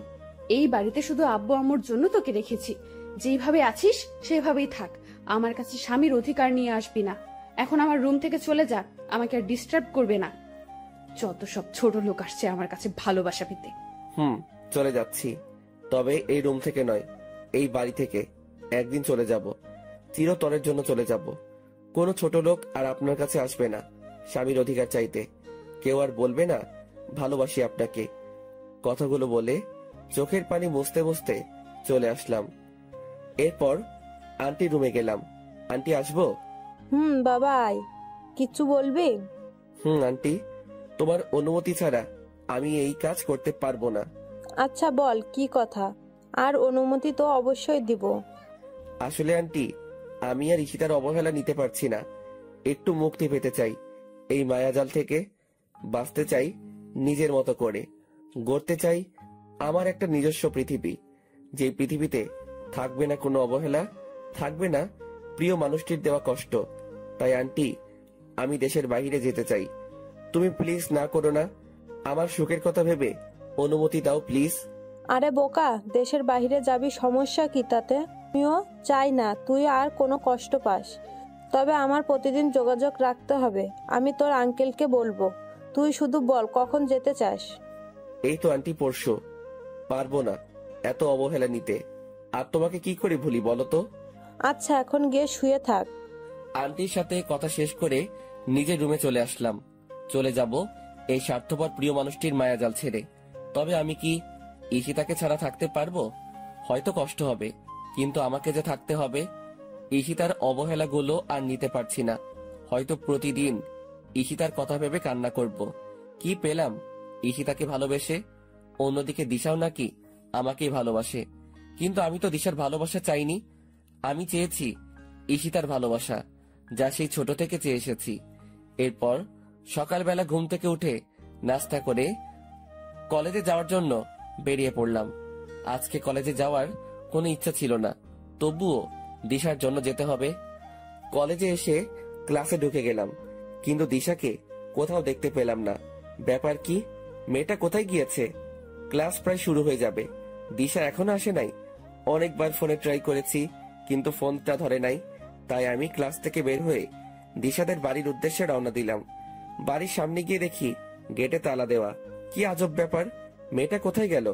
পাশের বাড়ির কয়েকজনকে জিজ্ঞাসা করলাম, কিন্তু কেউই জানে না কোথায় গেছে। মেয়েটা যেখানেই যাক অ্যাটলিস্ট বলে তো যাবে। আমার মনে হয় দিশার ভালোবাসা মুখে ছিল, অন্তরে না। কথা ভেবে মুচকি হাসলাম। আসলে সব মেয়েরাই এক। ডোন্ট মাইন্ড আপুরা, মেয়েরা মুখে শুধু ভালোবাসি বলে, কিন্তু হৃদয় থেকে কয়জনই বা ভালোবাসে। এরপর গাড়ি নিয়ে নদীর পাড়ে গেলাম। আর কখনো মন খারাপ হলে এখানে আসা হবে না। ঘন্টার পর ঘন্টা এখানে বসে সময় কাটানো হবে না। এই সব কিছু ছেড়ে যেতে একদম মন চায় না, কিন্তু এত অবহেলার নিয়েও তো থাকা যায় না। নদীর পাড়ে কিছুক্ষণ বসে বাসায় আসলাম। ব্যাগপত্র সব গুছিয়ে নিতে হবে। নিজের প্রয়োজনীয় সব জিনিস নিলাম, সাথে ঈশিতার একটা ছবিও নিলাম। আসলে আমার কাছে ঈশিতার কোনো ছবি নাই, তার অজান্তে ওর রুম থেকে নিয়ে নিলাম। এরপর রুমে এসে একটা চিঠি লিখলাম ঈশিতার জন্য। প্রায় দুপুর হয়ে এসেছে, তাই ফ্রেশ হয়ে নিলাম। এরপর আজানের সাথে সাথে মসজিদে গিয়ে নামাজ পড়ে আসলাম। বাড়িতে দুপুরের খাবার খেয়ে একটু ঘুমিয়ে নিলাম। ঘুম থেকে উঠলাম প্রায় বিকাল বেলা। এরপর ফ্রেশ হয়ে চুপি চুপি ঈশিতার রুমে গেলাম। ভালোভাবে তাকিয়ে দেখি ঈশিতা এখনো আসে নাই। তাই ওর রুমে গিয়ে চিঠির উপরে একটা গোলাপ দিয়ে টেবিলে রেখে আসলাম। এরপর সবকিছু ভালোভাবে চেক করে নিলাম। রাকিবকে ফোন দিয়ে বললাম ফ্যান্টাসি কিচেনে আসার জন্য। আমি গিয়ে ওর জন্য অপেক্ষা করতে লাগলাম। প্রায় আধা ঘন্টা পর রাকিব আসলো। কিরে, কেমন আছিস? তুই তো একটা কলও দিস না। আরে বলিস না বেটা, ঈশিতা ম্যাম সবসময় অফিস লেট করে ছুটি দেয়, আর সবসময় কাজের উপরে রাখে। জীবনটা তেজপাতা বানিয়ে ফেলেছে। একটু অবদ্ধ হওয়া যায় না, আবার অফিস শেষে বাসায় এসে রান্না করতে হয়। তুই তো জানিস আমার কেউ নাই, সবকিছু নিজেকে করতে হয়। ধুর পাগল, কে বলছে তোর কেউ নাই? আমি আছি তো সব সময়। আর আমাদের ভাবি কবে আসবে? ওম্মা, কে ভাবি? কিসের ভাবি? কার ভাবি? কোথায় থেকে আসলো ভাবি? আমি তো জানতাম না। ভাব নিও না আমার সাথে। চুপি চুপি অনার্স শেষ বর্ষের একটা মেয়ের পিছনে ঘুরো, কিন্তু মেয়েটা পাতা দেয় না, আর তুমি ভাবো আমি কিছুই বুঝি না। ওই, তুই কেমনে জানলি? আমি তো তোকে বলি নাই। তুই তো বলবি না আমি জানি, তাই আগে থেকে খবর নিয়ে রাখলাম। তা কি খাবি অর্ডার কর, আজকে আমি তোকে খাওয়াবো। যা ইচ্ছে অর্ডার দে, সাথে আমার জন্য দে। ওকে। এরপর আমরা খেয়ে নিলাম। আচ্ছা দোস্ত, একটা কথা বলতেছি তোকে, যা যা বলবো মনোযোগ দিয়ে শুনবি। বল। আমি দেশের বাইরে যাচ্ছি, কবে ফিরবো জানি না। তুই সব সময় অফিসে ঈশিতার খেয়াল রাখবি, আমার সাথেও যোগাযোগ রাখবি। আর আমি কিন্তু একদিন না একদিন ফিরবো, তবে কখন তা জানি না। তুই ঈশিতার উপর নজর রাখিস। আসলে মেয়েটা একটু অগোছালো আর অবুঝ। যদি ঈশিতার কিছু হয় তাহলে তোকে সবকিছুর জন্য জবাব দিতে হবে। তুই তো জানিস ওকে কতটা ভালোবাসি, আর তোকে খুব মিস করবো দোস্ত। সত্যি কি চলে যাবি? আর না গেলে হয় না দোস্ত? এই পৃথিবীতে আমার মা বাবা আর আপন বলতে কেউ নেই। কিছুদিন আগে থেকে তোর সাথে পরিচয় হয়, তুই এতটা আপন হয়ে উঠবি ভাবতেই পারি নাই। নিয়তি চাইলে দেখা হবে, আর তোর ঈশিতাকে আমি দেখে রাখবো। নিজের যত্ন নিস দোস্ত। দেখলাম ছেলেটার চোখে পানি। আরে পাগল, কান্না করিস কেন? আমি তোর সাথে তো যোগাযোগ রাখবো। আচ্ছা দোস্ত, আজকের মতো উঠলাম। ভালো থাকিস দোস্ত। তুইও, তোকে খুব মিস করব। আমিও দোস্ত। এরপর চলে এলাম বাড়িতে। প্রায় সন্ধ্যা হয়ে এসেছে। সেই পুরনো স্মৃতিগুলো ভেসে উঠে আসছে চোখের মাঝে। কত অবহেলা নিয়ে কাটিয়েছি দিনগুলো। হয়তো আমি চলে গেলে ওর কিছু আসে যায় না। ঈশিতা তো আমাকে ভালোই বাসে না, তাহলে আমার অনুপস্থিতিতে ওর কিছু আসবে যাবে না। রাত প্রায় 12টা বাজে। আমি ঘুমিয়ে আছি। হঠাৎ মোবাইলের আওয়াজে ঘুমটা ভেঙে গেল। মোবাইলের স্ক্রিনে তাকিয়ে দেখি দিশার নাম্বার। তাড়াতাড়ি করে রিসিভ করলাম। হ্যালো দিশা, কোথায় ছিলে তুমি সারাদিন? তুমি জানো আজকে কতবার তোমার মোবাইলে ট্রাই করছি, কিন্তু তুমি ফোনটা রিসিভ করো নাই কেন? কি হয়েছে, চুপ কেন? ওই পাশ থেকে ফুপিয়ে ফুপিয়ে কান্নার শব্দ আসছে। কি হয়েছে দিশা, চুপ করে আছো কেন? তোমার জন্য তোমাদের বাড়িতে গেছি, কিন্তু দরজায় তালা দেওয়া। কোথায় ছিলে? তোমাকে উত্তরটাও দেওয়া হয় নাই। হঠাৎ মোবাইলটা কেটে গেল। বুঝলাম না মেয়েটা হঠাৎ করে কোথায় উধাও হয়ে গেল। আবার ফোন দিয়ে কান্না করছে, কিন্তু কোনো কথা বলছে না। মেয়েটা এমন কেন করলো? এরপর আবার ঘুমিয়ে গেলাম। কালকে সকাল 8টা 30 ফ্লাইট, তাড়াতাড়ি উঠতে হবে। খুব সকালবেলায় ঘুমটা ভাঙলো। আমি তাড়াতাড়ি উঠে ফ্রেশ হয়ে নামাজ পড়তে চলে গেলাম। নামাজ পড়ে বাড়িতে ফিরে আসলাম। আন্টি রুমের পাশ দিয়ে উপরে যাওয়ার সময় আন্টি আমাকে ডাক দিলেন। আমি গিয়ে আন্টির পাশেই বসলাম। আন্টি এখনো নামাজের বিছানায় বসে আছে। আমি ওনার কাছে গিয়ে বসাতে আন্টি আলতো করে আমার কপালে একটা চুমু দিলেন। আন্টি কিছু বলবে নাকি? বাবা, চলে তো যাচ্ছিস আমাদের ছেড়ে। শেষবারের মতো না হয় খাইয়ে দেই নিজের হাতে তোকে। আর কখনো সময় হবে কিনা জানি না। কি খাবি না? খাবো তো, তুমি নিয়ে আসো, আমি এইখানে আছি, মুচকি এসে বললাম। এরপর আন্টি আমাকে নিজ হাতে খাইয়ে দিলেন। আমি চুপচাপ সবগুলো খেয়ে নিলাম। আর কখনো খাওয়া হবে কিনা জানি না, খেয়ে চলে আসলাম। এরপর সবকিছু ভালোভাবে প্যাক করে নিলাম। প্রায় 7টা 30 বেজে গেছে। আমি ধীরে ধীরে ঈশিতার রুমের দিকে গেলাম। অবাক হওয়ার বিষয়, ওর রুমের দরজাটা খোলা। আমি হালকা উকি দিলাম। ঘরে তো কেউই নাই। চিঠিটা এখনো টেবিলের উপর পড়ে আছে। শেষবারের মতো ঈশিতাকে দেখা হলো না। এরপর আমি ঈশিতার সাথে দেখা না দিয়ে গাড়ি নিয়ে এয়ারপোর্টের উদ্দেশ্যে বেরিয়ে পড়লাম। আমার সাথে আন্টি আঙ্কেল যাচ্ছেন আমাকে এগিয়ে দিতে। খেয়াল করলাম আন্টি পুরো রাস্তা মন খারাপ করে রয়েছেন। গাড়ি এসে থামলো এয়ারপোর্টের সামনে। এরপর আমি আঙ্কেলের থেকে সবকিছু বুঝে নিলাম। আমি আসার সময় আন্টি অনেক কান্না করতে লাগলো। আন্টি, তুমি যদি এইরকম কান্না করো তাহলে আমি কিভাবে যাব? এরপর আন্টি চোখের পানি মুছে নিলেন। আমি গিয়ে আন্টিকে বললাম, সময় মতো ওষুধ খাবে, নিজের প্রতি যত্ন নিবে, আঙ্কেলকে দেখে রাখবে, আর আমি তোমার সাথে প্রতিদিন কথা বলবো, তবে ঈশিতা যেন না জানতে পারে। আমার কথা শুনে আন্টি শুধু মাথা নাড়ালো। এরপর আমি ওদের কাছ থেকে বিদায় নিয়ে এয়ারপোর্টে ঢুকে পড়লাম। আবার কখন দেখা হবে জানা নেই। নিজের অজান্তেই চোখ ভিজে এলো। প্রিয় মানুষগুলো, প্রিয় দেশটি ছেড়ে চলে যেতে হবে বিদেশে। এরপর ঠিক সময় প্লেন টেক অফ করলো। তখন মন চাইছে প্লেনের জানালা ভেঙে নেমে যাই, কিন্তু তখন তো আর কোনো পথ খোলা ছিল না। এরপর তো তুমি সবই জানো অর্পা, আমার ইংল্যান্ডে আসা, তোমার সাথে পরিচয় হওয়া, পরিচয় থেকে বন্ধুত্ব। তুমি আমাকে কতটা ভালোবাসো ঠিক অনুভব করতে পারছি না। হয়তো আমি ঈশিতাকে যতটুকু ভালোবাসি তার থেকেও বেশি ভালোবাসি, আবার এর থেকে কমও হতে পারে। তুই জানো অর্পা, আমার প্রতিটা মুহূর্তে ঈশিতার কথা মনে পড়তো। খেয়াল করে দেখলাম মেয়েটা কান্না করছে আমার কথাগুলো শুনে। ওকে সান্ত্বনা দেওয়ার ভাষা আমার নেই। হঠাৎ অর্পা চোখ মুছে আমাকে হাসি মুখে বলল, কি হয়েছে? কেকটা কাটবে না নাকি খালি পেটে থাকতে হবে? নাও, তাড়াতাড়ি করো। এরপর আমি কেকটা কাটলাম আর বলতে লাগলাম, happy birthday to you, happy birthday dear Ishita.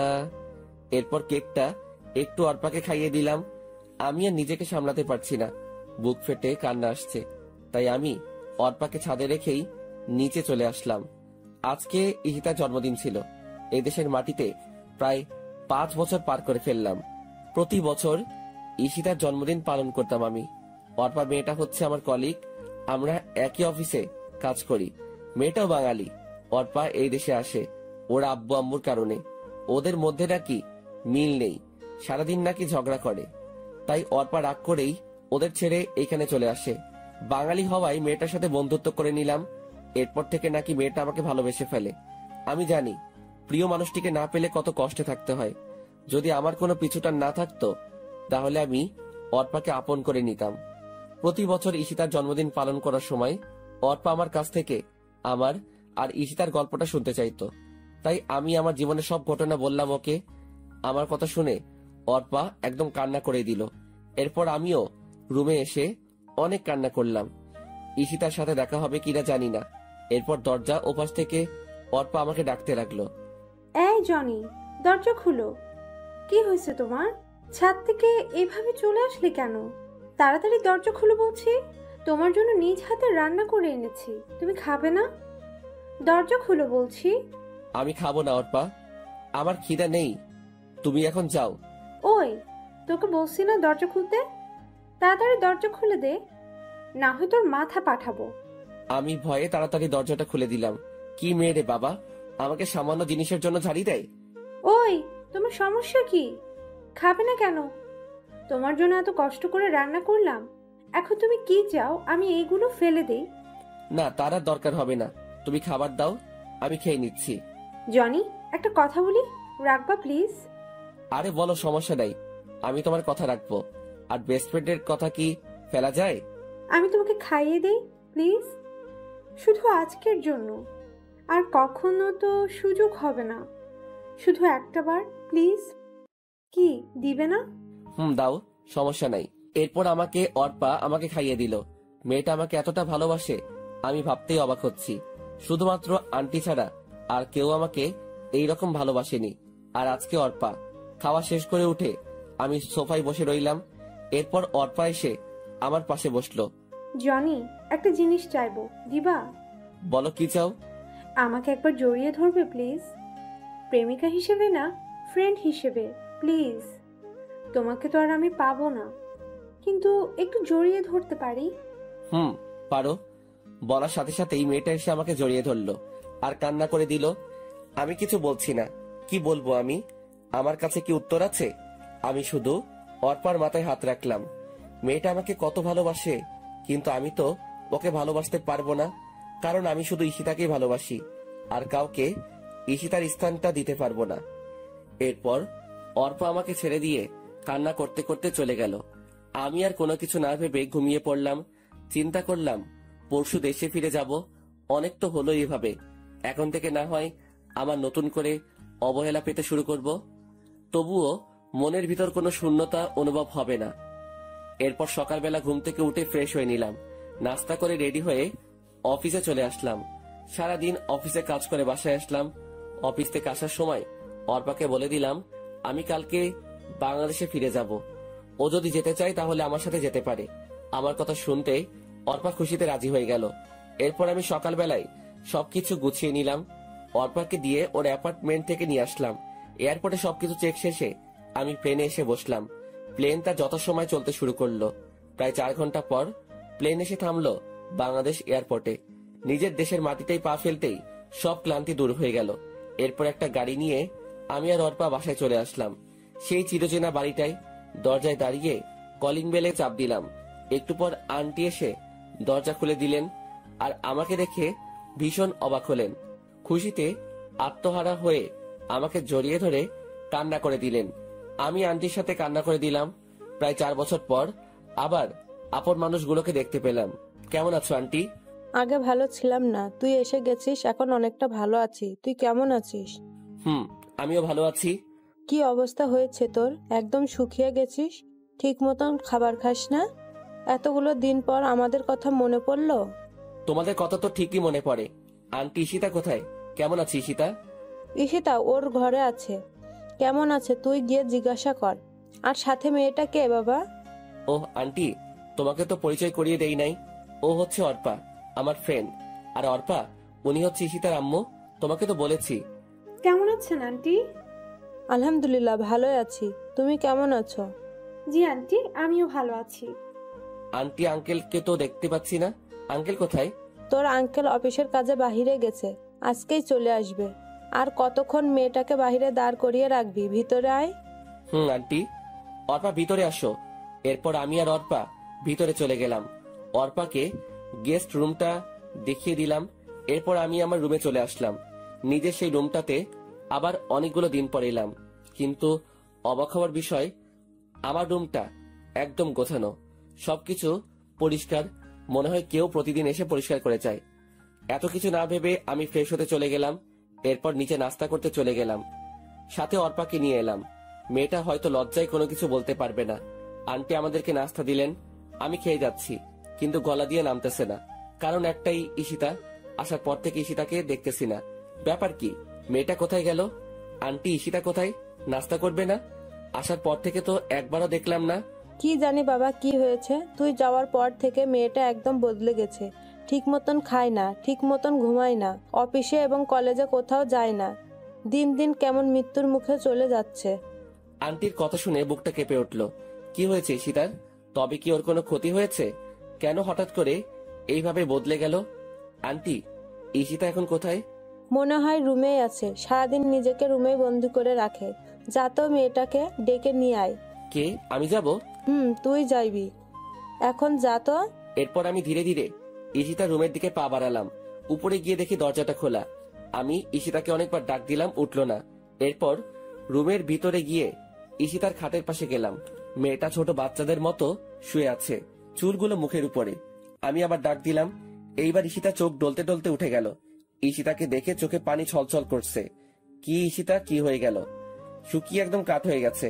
চোখের নিচে কালো দাগ পড়ে গেছে, আগের থেকে অনেক কালো হয়ে গেছে। আমাকে এইভাবে দেখতে পাবে ঈশিতা কল্পনাও করে নাই। ঈশিতার চোখ অশ্রুতে ভরে গেছে। আজকে অবহেলার প্রতিদানে এই সকল কিছু হচ্ছে। ঈশিতা খাট থেকে নেমে আমার একদম কাছে চলে আসলো। আমাকে জড়িয়ে ধরতে চাইলো, কিন্তু আমি সরে গেলাম। আমার থেকে এইরকম কিছু ঈশিতা আশা করেনি। আমিও ঈশিতার পাশে থাকতে চেয়েছিলাম, কিন্তু ঈশিতা আমার সাথে অনেক খারাপ ব্যবহার করছে। আমাকে প্রতিনিয়ত অবহেলা করে গেছে। এখন এই সবকিছু ঈশিতাকে তিলে তিলে ভুগতে হবে। প্রিয় মানুষটি অবহেলা করলে তা কত কষ্টের, ঈশিতাকেও বুঝতে হবে। এখন থেকে আমি অবহেলা করব, আর ঈশিতা সবকিছু সহ্য করবে। আপনাকে আন্টি নিচে নাস্তা খেতে ডাকছে, তাড়াতাড়ি আসেন। জনি, দাঁড়াও, তোমাকে। আমি না শুনে চলে আসলাম। আর ঈশিতা ওইখানে হাঁটু গেড়ে বসে পড়ল। হয়তো বুঝতে পারছে তার কর্মের ফল ভুগছে। কান্না করতে লাগলো। আমি নিচে এসে নাস্তা করতে লাগলাম। এরপর ঈশিতাও এলো। আমি কিছু না বলে চুপচাপ নাস্তা খেয়ে যাচ্ছি, কিন্তু ঈশিতা নাস্তা না করে আমার দিকে তাকিয়ে আছে। ঈশিতাকে কষ্ট দেওয়ার জন্য আমি পুরোটা না খেয়ে চলে আসলাম। আমার এইরকম আচরণে ঈশিতা কষ্ট পেল। পাক না, তাতে আমার কি? আমাকেও তো কম কষ্ট দেয়নি ঈশিতা। এরপর আমি আমার রুমে চলে এলাম। ঈশিতাকে এইভাবে অবহেলা করতে গিয়ে আমি নিজেও অনেক কষ্ট পেলাম। কিন্তু তবুও যে ঈশিতাকে বুঝতে হবে প্রিয় মানুষটির অবহেলা কতটা যন্ত্রণাদায়ক। কিন্তু হঠাৎ করে ঈশিতা এভাবে বদলে গেল কেন? কিছু একটা তো কারণ আছে, জানতেই হবে আমাকে। সেই কারণ, রাতে সেই রকম ঘুম হয় নাই, তাই একটু ঘুমিয়ে নিলাম। ঘুম ভাঙলো দুপুর 12টা 30 মিনিটে। আমার বুকের উপর ভারী কিছু অনুভব করছি। ঘুম থেকে উঠে দেখি ঈশিতা আমাকে জড়িয়ে ধরে ঘুমিয়ে আছে। মেয়েটার কি নিষ্পাপ মুখখানি। আগের কথাগুলো মনে পড়ে গেল। আমি ঘুমের মধ্যেই ঈশিতাকে এক ঝাটকা দিয়ে বুকের উপর থেকে ফেলে দিলাম। সাথে সাথে ঈশিতার ঘুমটা ভেঙে গেল। আপনি এখানে কি করেন? কেন আসলেন এই রুমে? আবার আমার বুকে মাথা রেখে আমাকে জড়িয়ে ধরে ঘুমিয়েছিলেন। আমার স্বামীকে আমি জড়িয়ে ধরে ঘুমাতে পারি, আমার অধিকার আছে। কিসের স্বামী? হ্যাঁ, কেউ একজন বলেছিল স্বামী ইজ মাই ফুড। আর অধিকারের কথা বলছেন? একদিন আমিও আপনার কাছে স্বামীর অধিকার চাইতাম, কিন্তু আপনি আমাকে শুধু অবহেলা করে আসছেন। কত কষ্ট দিয়েছেন মনে আছে আপনার? আমার কথাগুলো শুনে ঈশিতা ফুপিয়ে ফুপিয়ে কান্না করতে লাগলো। প্লিজ জনি, এরকম করো না। আমি তোমাকে ভীষণ ভালোবাসি, নিজের থেকেও বেশি। ভালোবাসা? আমি এখন আর আপনাকে ভালোবাসি না। আমার মতো ছোট লোক কাউকে ভালোবাসতে পারে না। অর্পা মেয়েটাকে চিনেন? আমি ওকেই ভালোবাসি। ও আপনার মতো নিষ্ঠুর না, অনেক ভালো মেয়ে অর্পা। আর আপনার না বয়ফ্রেন্ড আছে, তাহলে আমার কাছে কেন ভালোবাসা চাইতে আসলেন? আপনার বয়ফ্রেন্ডের কাছে যান। আগে তো আপনি বলতেন আমি যেন এই বাড়ি ছেড়ে চলে যাই। এখন আর আপনাকে বলা লাগবে না, আমি নিজে থেকেই চলে যাব যদি কখনো ডিস্টার্ব করেন। আমি আর তোমাকে ডিস্টার্ব করব না, তবু তুমি আমাকে ছেড়ে যেও না। আমার কথাগুলো শুনে ঈশিতা ফুপিয়ে ফুপিয়ে কান্না করে যাচ্ছে। কান্না করার কারণে ঈশিতার নিঃশ্বাস নিতে কষ্ট হচ্ছে। আর কোনো কথা না বলে ঈশিতা কান্না করতে করতে চলে গেল। ঈশিতা এখন বুঝবে ভালোবাসার মানুষটি অবহেলা করলে কতটা কষ্ট লাগে। এরপর আমি ফ্রেশ হয়ে নিলাম। জোহর নামাজের আজান দিয়েছে, তাই নামাজ পড়তে মসজিদে চলে গেলাম। নামাজ পড়ে বাড়িতে আসার সময়ই রাকিবের সাথে দেখা হলো। আরে দোস্ত, তুই কখন আসলি? দেশে ফিরে আসলি, কিন্তু একবারও জানালিও না। আমি তো আজকে সকালেই এলাম। আসলে বাংলাদেশে আসার পর সিম নেওয়া হয় নাই, তাই যোগাযোগ করতে পারি। তো কেমন আছিস তুই? আলহামদুলিল্লাহ ভালোই আছি। জানিস দোস্ত, আমার বিয়ে হয়ে গেছে। আমি এখন আর ব্যাচেলার নেই। আরে বাহ, ভালোই তো। আচ্ছা দোস্ত, এখন বাড়ি যেতে হবে। একদিন তোদের বাড়িতে যাব। আচ্ছা ঠিক আছে, ভালো থাকিস। তুইও। এরপর বাড়ি চলে এলাম। দুপুরের খাবার খেয়ে বসে বসে টিভি দেখতেছি। এরই মাঝে অর্পা এসে হাজির হলো। কিছু বলবে অর্পা? আসলে আমরা না একা একা ভালো লাগছে না, চলো না আমরা একটু ঘুরে আসি। ঘরে বসে থাকতে থাকতে ভালো লাগে না। আর ঈশিতার সাথেও কথা বলতে ভয় করে, ও যদি আমাকে কিছু বলে। ধুর পাগলি, ঈশিতা ওই রকম মেয়ে না, তোমাকে কিছু বলবে না। উল্টো তোমার সাথে ফ্রেন্ডলি আচরণ করবে। আর আজকে বিকালবেলা রেডি থেকো, আমরা ঘুরতে বের হব। ওয়াও, সত্যি? সত্যি। ঠিক আছে, তাহলে আমি ঈশিতাকে রেডি হয়ে নিতে বলছি। আমরা সবাই একসাথে যাব, তাহলে অনেক মজা হবে। না, তাকে বলার দরকার নাই, শুধু আমি আর তুমি যাব। সময় হলে আমি নিজেই ঈশিতাকে নিয়ে যাব। কিন্তু ঈশিতা? তোমাকে না বলছি আর কেউ যাবে না। ওকে, অ্যাজ ইউ উইশ। এরপর আরো কিছুক্ষণ টিভি দেখে রেডি হয়ে নিলাম। অর্পা আর আমি গাড়ি নিয়ে ঘুরতে বেরিয়ে গেলাম। আমরা অনেক জায়গায় ঘুরলাম, অনেক কিছু খেলাম, কিন্তু আমার যে কিছুই ভালো লাগছে না। ঈশিতাকে এইভাবে কাঁদিয়ে আমিও ঠিক থাকতে পারছি না, কিছুতেই মন মানছে না। এরপর আমরা ঘোরাঘুরি শেষ করে প্রায় সন্ধ্যার দিকে বাড়ি ফিরলাম। এরপর আমি ফ্রেশ হয়ে একটু শুয়ে রইলাম আর ভাবতে লাগলাম ঈশিতার মাঝে এত পরিবর্তন আসলো কিভাবে। ওর নাকি বয়ফ্রেন্ড ছিল, তাহলে গেল কোথায়? কেন এখন ঈশিতা আমার জীবনে আসতে চাইছে? অবহেলা করার পর কেন আপন করতে চাইছে? সবকিছু যেন গুলিয়ে যাচ্ছে। রাত প্রায় 10টা বেজে গেছে। নিচে খেতে ডাকছে। আমি নিচে গিয়ে খাওয়ার জন্য টেবিলে বসে পড়লাম। সবাই আছে, শুধু আঙ্কেল নেই। ঈশিতা আমার সামনের চেয়ারটাতেই বসা। ঈশিতা না খেয়ে শুধু আমার দিকে তাকিয়ে আছে। মেয়েটা এমন কেন না খেয়ে আমার দিকে তাকিয়ে আছে? আমার দেখার জন্য তো সারা জীবন পাবেই। আমি কিছু না বলে চুপচাপ খেয়ে নিলাম। এরপর ছাদে চলে এলাম, একটা সিগারেট ধরালাম। ধীরে ধীরে পুরো সিগারেটটা শেষ করে দিলাম। এইভাবে এক প্যাকেট সিগারেট খেয়ে ফেললাম। আপন মানুষগুলো যখন পর হয়, তখন এই জিনিসটাই সবচাইতে আপন হয়ে যায়। এরপর ঘরে এসে শুয়ে পড়লাম। ভোরবেলা ঘুম থেকে উঠে ফ্রেশ হয়ে নামাজ পড়তে চলে গেলাম। নামাজ শেষে বাড়িতে চলে এলাম। অনেকদিন সূর্যোদয়টা দেখা হয় না, তাই ছাদে এলাম। পূব আকাশে হালকা আলো চিকচিক করছে, বয়ে যাচ্ছে মৃদু বাতাস, আর রয়েছে চারিদিকে পাখিদের কিচির মিচির আওয়াজ। সব মিলিয়ে একটা মনোমুগ্ধকর পরিবেশ। ভালোই উপভোগ করছি। হঠাৎ পিছনে কারো উপস্থিতি টের পেলাম। পিছনে তাকিয়ে দেখি আর কেউ নয়, ঈশিতা আমার পিছনে দাঁড়িয়েছিল। আমি ওর থেকে মুখ ফিরিয়ে নিলাম। আগের ন্যায় সামনের দিকে তাকিয়ে রইলাম। ঈশিতা কিছু বলবে মনে হচ্ছে, কিন্তু কিছু না বলে আবার কিভাবে চলে গেল। আমিও আর কিছু না বলে নিচে চলে এলাম। এরপর আন্টি ডাক দিলেন নাস্তা করার জন্য। আমি নিচে চলে গেলাম। আঙ্কেল দেখি উপস্থিত আছেন, হয়তো রাতে বাড়ি ফিরলেন। আমি আঙ্কেলের পাশে গিয়ে দাঁড়ালাম। আঙ্কেল হাতের খবরের কাগজটা রেখে আমাকে জড়িয়ে ধরলেন আর কান্না করতে লাগলেন। আমার এই ভুবনে আব্বু আম্মু নেই, কিন্তু আঙ্কেল আন্টি এখন আমার আব্বু আম্মু। আমিও আঙ্কেলকে জড়িয়ে ধরে কান্না করতে লাগলাম। ওনারা না থাকলে হয়তো আমাকে একটা অস্তিত্বহীন জীবনযাপন করতে হতো। এইভাবে চলে আসলি, আমাদেরকে তো অন্তত একবার জানাতে পারতে। ভাবলাম সারপ্রাইজ দিব। কেমন হলো সারপ্রাইজটা? অনেক ভালো। এই কি অবস্থা হয়েছে তোর? কেন এমন করিস নিজের সাথে? অন্তত আমাদের কথা ভেবে না হয় শরীরের যত্ন নে। নিজের কথা তো কখনো ভাবিস না। তুই না থাকলে যে আমরা ভালো থাকতে পারি না, কেন বুঝিস না তুই? তোর বাবা মা তোকে আমাদের কাছে আমানত রেখে গেছে। তোর কিছু হলে ওরা যে কষ্ট পাবে জানিস। আমি কখনো তোর আব্বুকে কষ্ট থাকতে দিতে চাই না, সব সময় হাসি খুশি দেখতে চাইতাম। আঙ্কেল, এখন থেকে তোমার সব কথা মেনে চলবো। এখন সবাই নাস্তা করতে বসো, আর তোর সাথে যেই মেয়েটা এসেছে ওকে ডেকে নিয়ে আয়। আমরা সবাই একসাথে নাস্তা করব। আমি গিয়ে অর্পাকে নিয়ে আসলাম। ঈশিতা আগে থেকেই হাজির আছে। অর্পাকে আঙ্কেলের সাথে পরিচয় করিয়ে দিলাম। তারপর সবাই মিলে নাস্তা করতে লাগলাম। আঙ্কেল, আমি আজকে থেকে অফিসে যেতে চাই। এত তাড়াতাড়ি কেন? কয়েকটা দিন রেস্ট নে। এমনিতে অনেক দিন পর এসেছিস, সবার সাথে একটু সময় কাটা। না আঙ্কেল, বাড়িতে বসে থাকতে ভালো লাগে না। আচ্ছা বাবা, তুই যা ভালো বুঝিস কর। Thank you uncle. রুমে এসে অফিসে যাওয়ার জন্য রেডি হচ্ছি। ওই সময় অর্পা আমার রুমে এসে হাজির। কিছু বলবে নাকি? আসলে আমার না একা একা বাড়িতে ভালো লাগবে না, যদি তোমার সাথে নিয়ে যেতে। আচ্ছা, সমস্যা নাই, তুমি গিয়ে তৈরি হয়ে নাও, আমরা খুব তাড়াতাড়ি বের হব। ঠিক আছে। অর্পা চলে গেল আর আমি আবার তৈরি হতে ব্যস্ত আছি। এরপর তৈরি হয়ে গাড়িতে অর্পার জন্য অপেক্ষা করতেছি। এরপর অর্পা আসলো, আমি গাড়ি চালাতে শুরু করলাম। এরপর আমরা চলে এলাম অফিসে।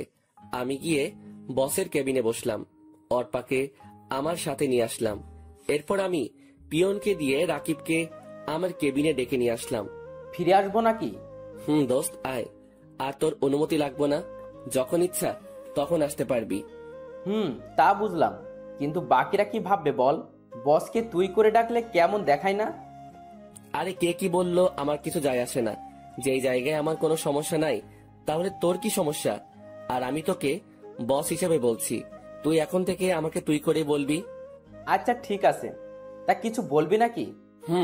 বলবো তো, তাই তো ডাকলাম তোকে। কি কথা ছিল মনে আছে তো? কি কথা ছিল? ওই যে তোর বাড়িতে যাব আর বউটাকে দেখবো কোন সেই হতবাকি যে তোর মতো পাগলের খপ্পরে পড়েছে। রাকিব মুচকি এসে বলল, সমস্যা কি? তুই বললে এখনই চল, আর দেখে নিস কে আমার খপ্পরে পড়েছে। আরে এখন না, দুপুরে লাঞ্চ টাইমে যাব। এখন তো অফিসে অনেক কাজ আছে। আর পরিচয় হয়ে নে, ও হচ্ছে অর্পা, আমার সাথে বিদেশে আমার কলিগ ছিল। আর অর্পা, ও হচ্ছে আমার ফ্রেন্ড রাকিব। তোমাকে তো ওর কথা বলছি। হাউ ফানি দোস্ত, যার দেশে এত বড় একটা অফিস আছে সে কিনা অন্য একটা অফিসে কাজ করছে। হ্যালো, কেমন আছেন? হাই, আলহামদুলিল্লাহ ভালো আছি ভাইয়া। আপনি কেমন আছেন ভাইয়া? আলহামদুলিল্লাহ ভালো। ওই সাইলেন্সারটার সাথে কিভাবে ফ্রেন্ডশিপ করলেন? সারাদিন তো মন মরা হয়ে বসে থাকতো। আমার মনে হয় বিদেশেও ওই রকম করেছে। ঠিক বলছেন।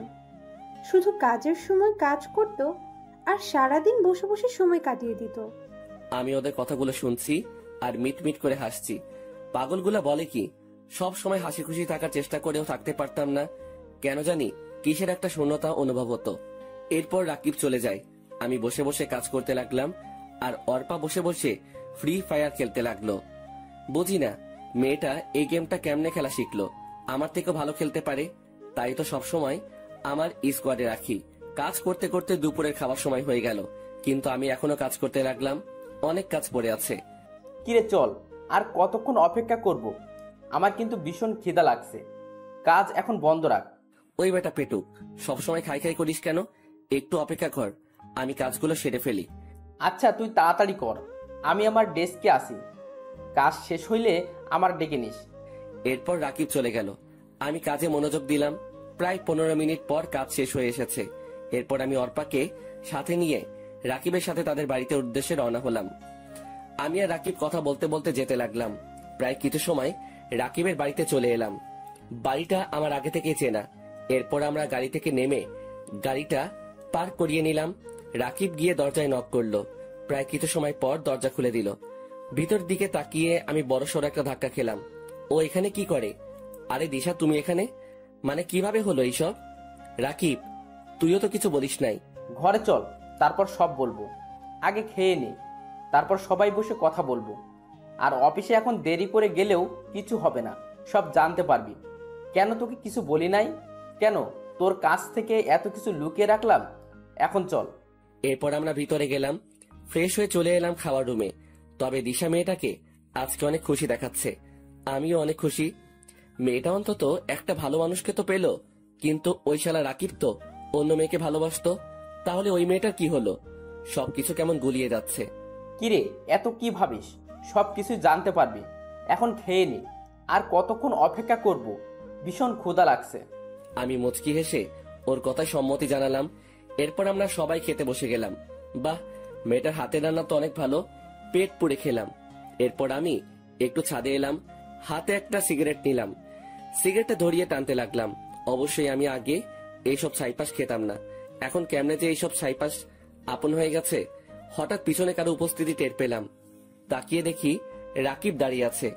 কিরে, একা একা খাবি নাকি? তুই এত স্বার্থপর কেন? আমাকেও দে। শেয়ার করলে কি হয় তোর? দে না দোস্ত। তুই আবার কবে থেকে এইসব খাস? আগে তো জানতাম না। আর আমি শেয়ার করতে পারবো না। পারলে পুরোটা খা। আমি অর্ধেক শেয়ার করতে পারবো না। আচ্ছা পুরোটাই দে, আমার এইসব অভ্যাস আছে। আগে যে কত খাইছি। আমি প্যাকেট থেকে একটা সিগারেট বের করে দিলাম।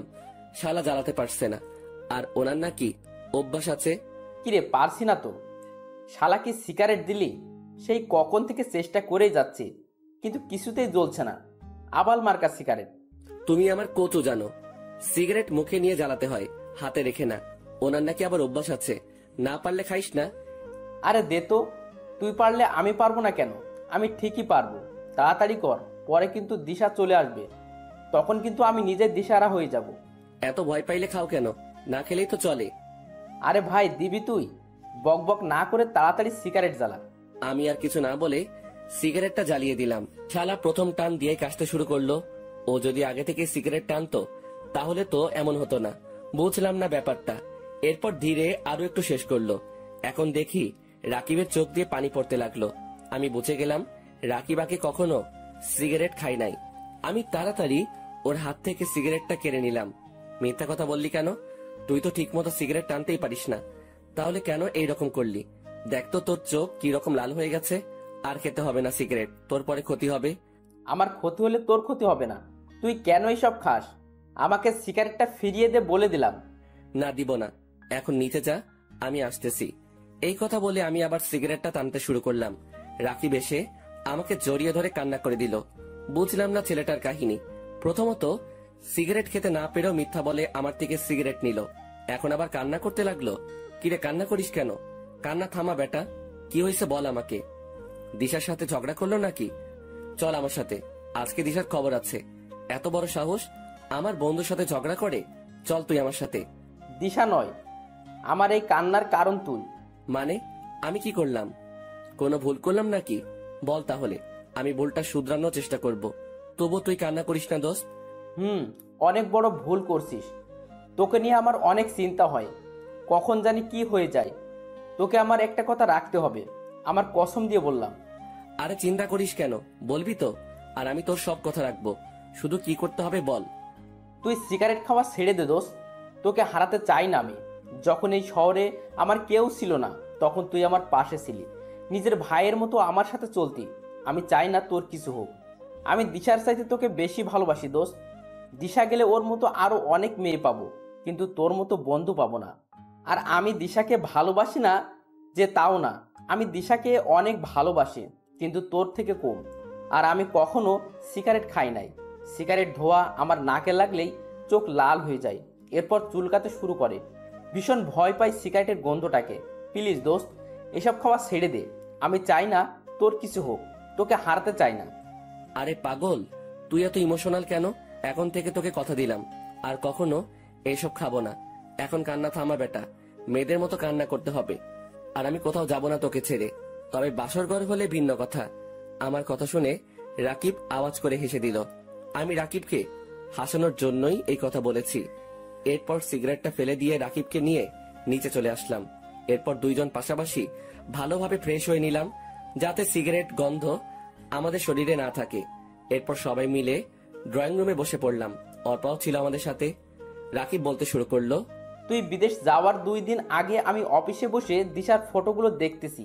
ওই সময় ঈশিতা ম্যাম আমাকে তার কেবিনে যেতে বলল। আমিও চলে গেলাম ম্যামের কেবিনে। যখন ভিতরে গেলাম তখন ঈশিতা ম্যাম আমাকে বলল, রাকিব সাহেব, আপনি অফিস টাইমে কার ফটো দেখতেছেন? মেয়েটাকে? আপনি কিভাবে দেখলেন ম্যাম? আমি সিসি ক্যামেরায় দেখেছি। ভয় নেই, বলেন মেয়েটা আপনার কি হয়? আমি কিছু মাইন্ড করব না। আর আপনি না দাঁড়িয়ে থেকে বসেন। আর এই নেন টিস্যু। এই এসির মধ্যেও ঘামাচ্ছেন কেন? বললাম তো ভয় পেতে হবে না। ফ্রেন্ড হিসেবে বলুন। আসলে আমি ওই মেয়েটাকে ভীষণ ভালোবাসি, কিন্তু কখনো বলে উঠতে পারিনি। আর কখন বলতে পারবো কিনা জানি না। তখন ঈশিতা ম্যাম আমার হাত থেকে মোবাইলটা নিয়ে দিশার ফটোগুলো দেখতে লাগলো। এরপর ঈশিতা ম্যাম বলল, আমি যা ভেবেছিলাম তাই হলো। এই মেয়েটার নাম হলো দিশা, আমার বেস্ট ফ্রেন্ড। অনেক ভালো একটা মেয়ে, কিন্তু আপনি ওর ফটো কোথায় পেলেন আর কিভাবে চিনেন? আমি ফেসবুক থেকে ওর ফটোগুলো পেলাম কাছে, এখন ওর নাম জানতে পারলাম। আর আপনার মেয়ে ওর নামটাও জানতাম। ওর ফেসবুক আইডির নাম ছিল নীল প্রজাপতি। আর ওকে সবসময় আমার বাড়ির সামনে দিয়ে কলেজে যেতে দেখতাম, কিন্তু ভয়ে কখনো কথা বলে উঠতে পারি নাই। আপনার বেস্ট ফ্রেন্ডকে মনে হয় আর পাওয়া হবে না। কেন পাওয়া হবে না? আপনি কি ওকে বিয়ে করতে চান? নির্ভয়ে বলুন, সবকিছু আমি দেখছি। তা তো অবশ্যই চাই, কিন্তু আপনার ফ্রেন্ড কি রাজি হবে? দূর থেকে ভালোবেসে গেলে কি হয়? আরে আপনি চিন্তা করছেন কেন? মনে করুন এখন থেকে আপনার এই বোন আপনার বিয়ের দায়িত্ব নিল। কি দিবেন না? ঈশিতার কথা শুনে আমি অনেক অবাক হলাম। আমি ভাবতে থাকলাম, এই মেয়েটা এই রকম কেন? আমার সাথে কি সুন্দর আচরণ করছে, কিন্তু তোর সাথে খারাপ আচরণ করে কেন? মেয়েটাকে তো দেখে খারাপ মনে হয় না। তারপর কি হলো? তারপর আমি ঈশিতা ম্যামকে দায়িত্ব দিয়ে দিলাম, আর উনিয়া বলছেন দিশার সাথে নাকি আমার কথা বলিয়ে দেবে। এরপর আমি ওইখান থেকে চলে আসলাম। বাকিটা দিশার থেকে শুনেন। তারপর কি হলো? বলছি, তুমি বিদেশে যাওয়ার 2 দিন আগে ঈশিতা আমাদের বাড়িতে আসে। আমি কলেজে যাওয়ার জন্য প্রস্তুত হচ্ছি। ওই সময় ঈশিতা আমার কাছে আসলো। কিরে ঈশিতা, কখন আসলি? এখানে আয়, বস। এসেছি, তোর জন্য একটা খবর আছে। আজকে আর কলেজে যেতে হবে না। আরো এমন একটা খবর দিব তুই ভাবতেও পারবি না। তোর জন্য 2টা নিউজ আছে। কি নিউজ শুনি? তাও আবার একটা না 2টা নিউজ আছে? কিন্তু কলেজে তো যেতে হবে, গুরুত্বপূর্ণ কাজ আছে। আরে ছাড় তো কাজ, আজকে না গেলে কিছুই হবে না। এখন বলতেছি সব শোন। তোকে একটা ছেলে ভালোবাসে। ছেলেটা ভীষণ হ্যান্ডসাম, আমার অফিসেই কাজ করে। আর বড় কথা হচ্ছে ও জনির বেস্ট ফ্রেন্ড। অনেক ভালো ছেলে। আমি যতটুকু জানি ওর এই পৃথিবীতে কেউ নেই। তোকে ভীষণ সুখে রাখবে। রাজি হয়ে যা দোস্ত। আমি বিয়ের সব কিছুর ব্যবস্থা করছি, শুধু তুই রাজি হলেই হবে। আর রাজি না হয়েও পারবি না। ছেলে কিন্তু অনেক সুন্দর আর ভালো। সবই বুঝলাম, কিন্তু আমাকে দেখলো কিভাবে? আর ছেলেটার নাম কি? তুই নাকি প্রতিদিন কলেজে যাওয়ার সময় ওর বাড়ির সামনে দিয়ে যাইতি, তখন থেকে তোকে ভালোবেসে ফেলে। আর ফেসবুক থেকে তোর অনেকগুলো ফটো নিছে। আর ছেলেটার নাম রাকিব। কিন্তু কিভাবে সম্ভব? কেন সম্ভব নয়? ও তোর জন্য একদম পারফেক্ট। আর বললাম না তোকে দারুণ একটা খবর দিব, তাহলে আমিও জনিকে ভালোবাসি। হোমা, তাই নাকি? তা কবে থেকে ভালোবাসিস? তাহলে এত এইভাবে অবহেলা করলি কেন? কেন এত অপমান করলি? জানিস, ছেলেটা ভীষণ ভালো। আমি ওকে একদিন ভালোবাসার কথা বললাম, কিন্তু জনি আমাকে তখন গ্রহণ করে নাই। তার একমাত্র কারণ সে তোকে নিজের জীবনের চাইতেও বেশি ভালোবাসতো, আর এখনো বাসে। শুধু তুই বুঝিস নাই জনির ভালোবাসা। এত অবহেলা অপমান করার পরেও কেন জনি তোর কাছে পড়ে আছে জানিস? শুধু তোকে ভালোবাসে বলে। কিন্তু তার প্রতিদান ছেলেটাকে কি দিলি? শুধু অবহেলা আর অপমান ছাড়া। তাই এখনো সময় আছে, জনের কাছে ক্ষমা চেয়ে নে আর একসাথে নতুন জীবন শুরু কর। ক্ষমা তো চাইবো, কিন্তু এখন না। ওর জন্মদিনে ওকে সারপ্রাইজটা দিব। জনের জন্মদিনে আমার ভালোবাসা হবে ওর প্রথম উপহার। সবকিছু ভুলে কাছে টেনে নিব, আর কখনো কষ্ট দিব না। শুধু দিনটার অপেক্ষায় আছি। তাই ভালো হবে।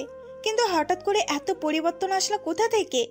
কি হয়েছে একটু বলবি প্লিজ? যে তুই কিনা জনের নাম শুনলেই রাগে আগুন হয়ে যেতি, আজ সেই তুই কিভাবে এত বদলে গেলি? নিশ্চয়ই কোনো কারণ আছে। কারণটা কি বলবি প্লিজ? সময় হলে ঠিক সব জানতে পারবি। এখন রেডি হয়ে নে, আজকে আমার সাথে তোকে যেতে হবে। রাকিব তোর জন্য অপেক্ষা করছে। সবই বুঝলাম, অন্তত তুই তো আমাকে জানাতে পারতি রাকিব। আমি যদি জানতাম তাহলে সত্যি সব কিছু জানাতাম। আমি তো জানতাম না যে তুই দিশাকে চিনিস আর তোমাদের এই রকম একটা সম্পর্ক ছিল, তাও জানতাম। আর বড় কথা, তুই তো ঈশিতাকে কিছু না বলে চলে গেলি বিদেশে, একবারও জানানো দরকার মনে করলি না। কিন্তু আমি একটা বিষয় বুঝতেই পারছি না, ঈশিতার এত পরিবর্তন হলো কেন? এর পিছনে কোনো কাহিনী আছে? আচ্ছা দোস্ত, তাহলে এখন উঠি, অনেক সময় হয়ে গেছে। ঠিক আছে, আমি কালকে অফিস যেতে পারবো না। দিশার সাথে একটু সময় কাটাতে চাই। প্লিজ দোস্ত, শুধু কালকের জন্য ছুটি চাই। শুধু কালকে না, তোকে 1 সপ্তাহ ছুটি দিলাম, যত পারিস সময় কাটা। তবে ছুটি শেষে চলে আসিস।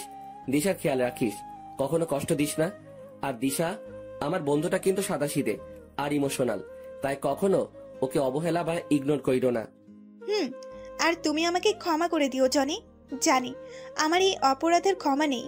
ঈশিতাকে আর কষ্ট না দিয়ে কাছে টেনে নাও। অনেক কষ্ট আছে মেয়েটা।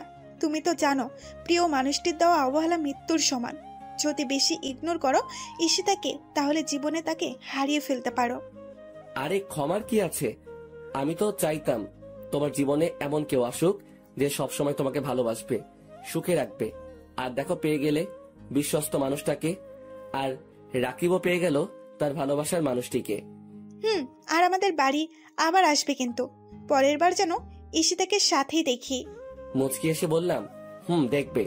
তাহলে এখন আসি। এরপর অর্পাকে নিয়ে চলে এলাম বাড়িতে। তবে আজকে আমি ভীষণ খুশি। ঈশিতা আমাকে আরো 4 বছর আগে থেকে ভালোবাসতো, কিন্তু এত তাড়াতাড়ি ঈশিতাকে কাছে টেনে নিলে হবে না।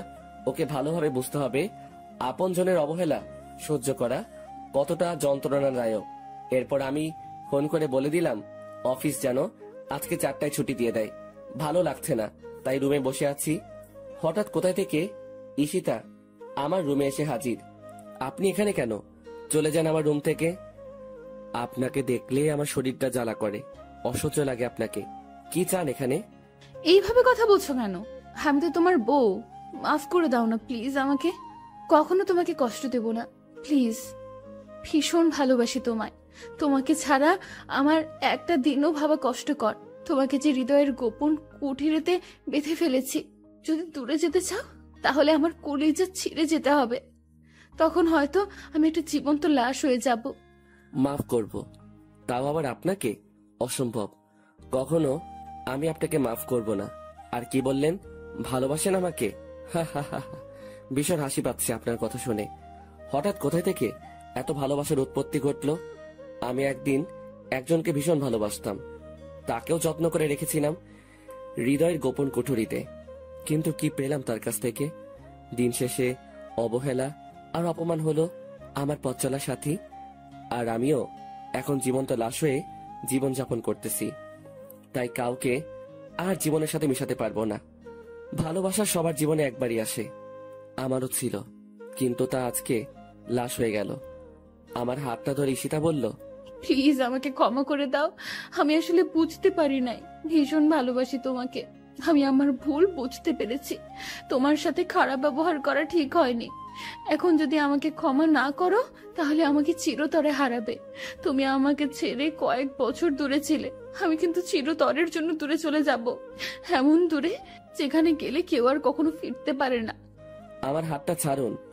যখন খারাপ ব্যবহার করেছেন তখন বোঝার কথা ছিল, এখন না। আরে কোথায় যাবেন? চিরতরের জন্য দূরে? তো চলে যান না, কি আটকে রেখেছে?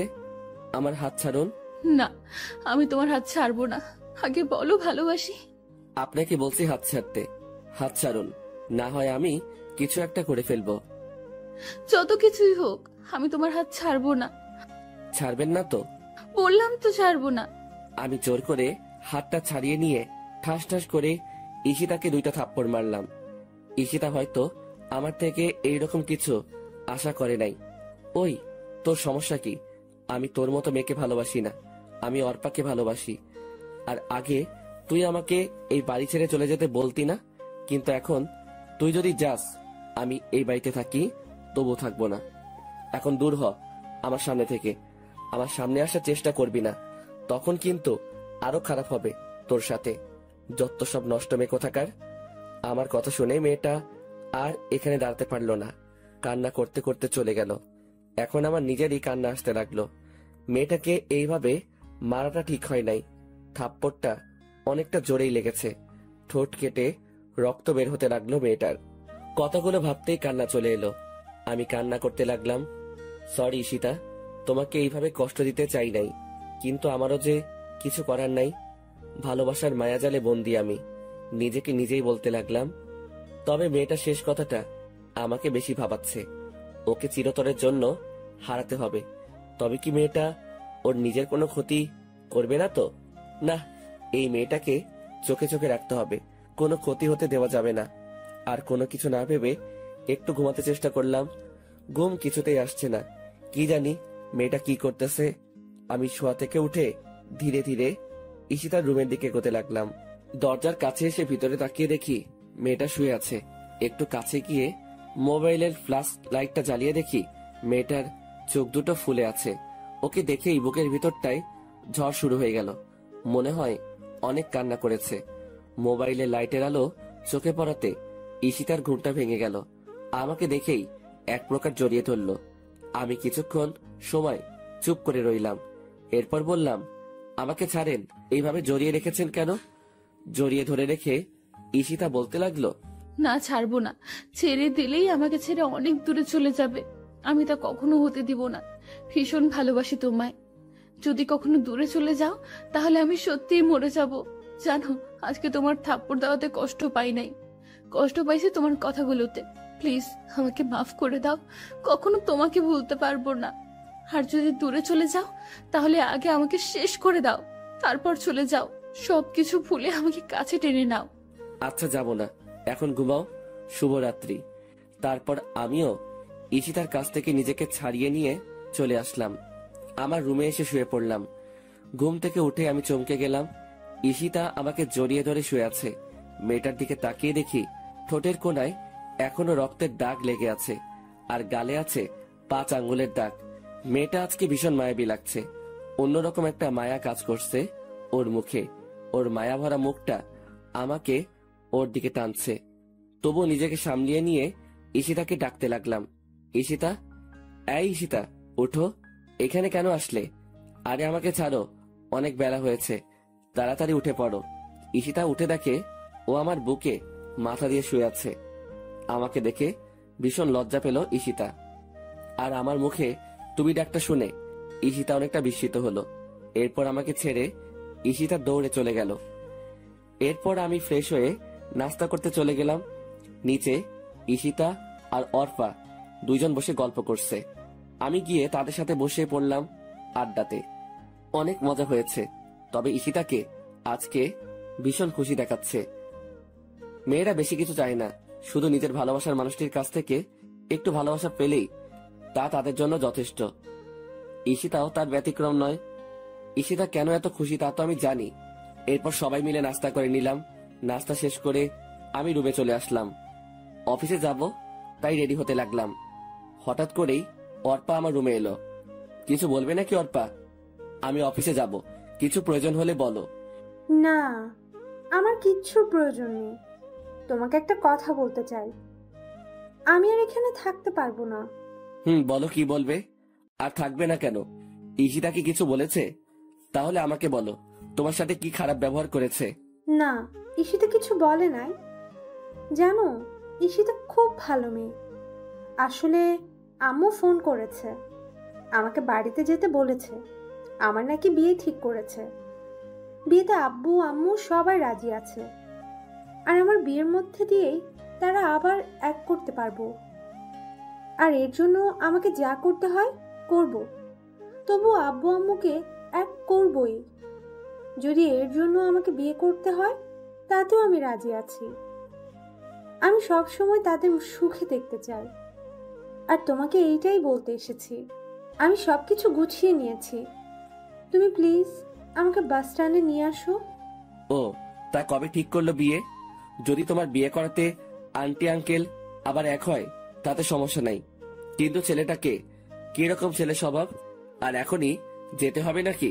ছেলেটা খুব ভালো, আর ও হচ্ছে আমার মামাতো ভাই, আমার সমবয়সী। আব্বু আম্মু সবাই রাজি। এখন কি আমি না করতে পারি?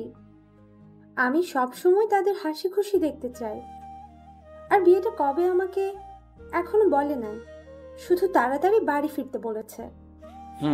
তাহলে ভালোই হবে। আচ্ছা তুমি যাও, আমি রেডি হয়ে আসছি। আমি ভালোভাবে রেডি হয়ে নিলাম। এরপর নিচে এসে বসে রইলাম। অর্পা এখনো আসে নাই। নিচে ঈশিতাও বসে আছে।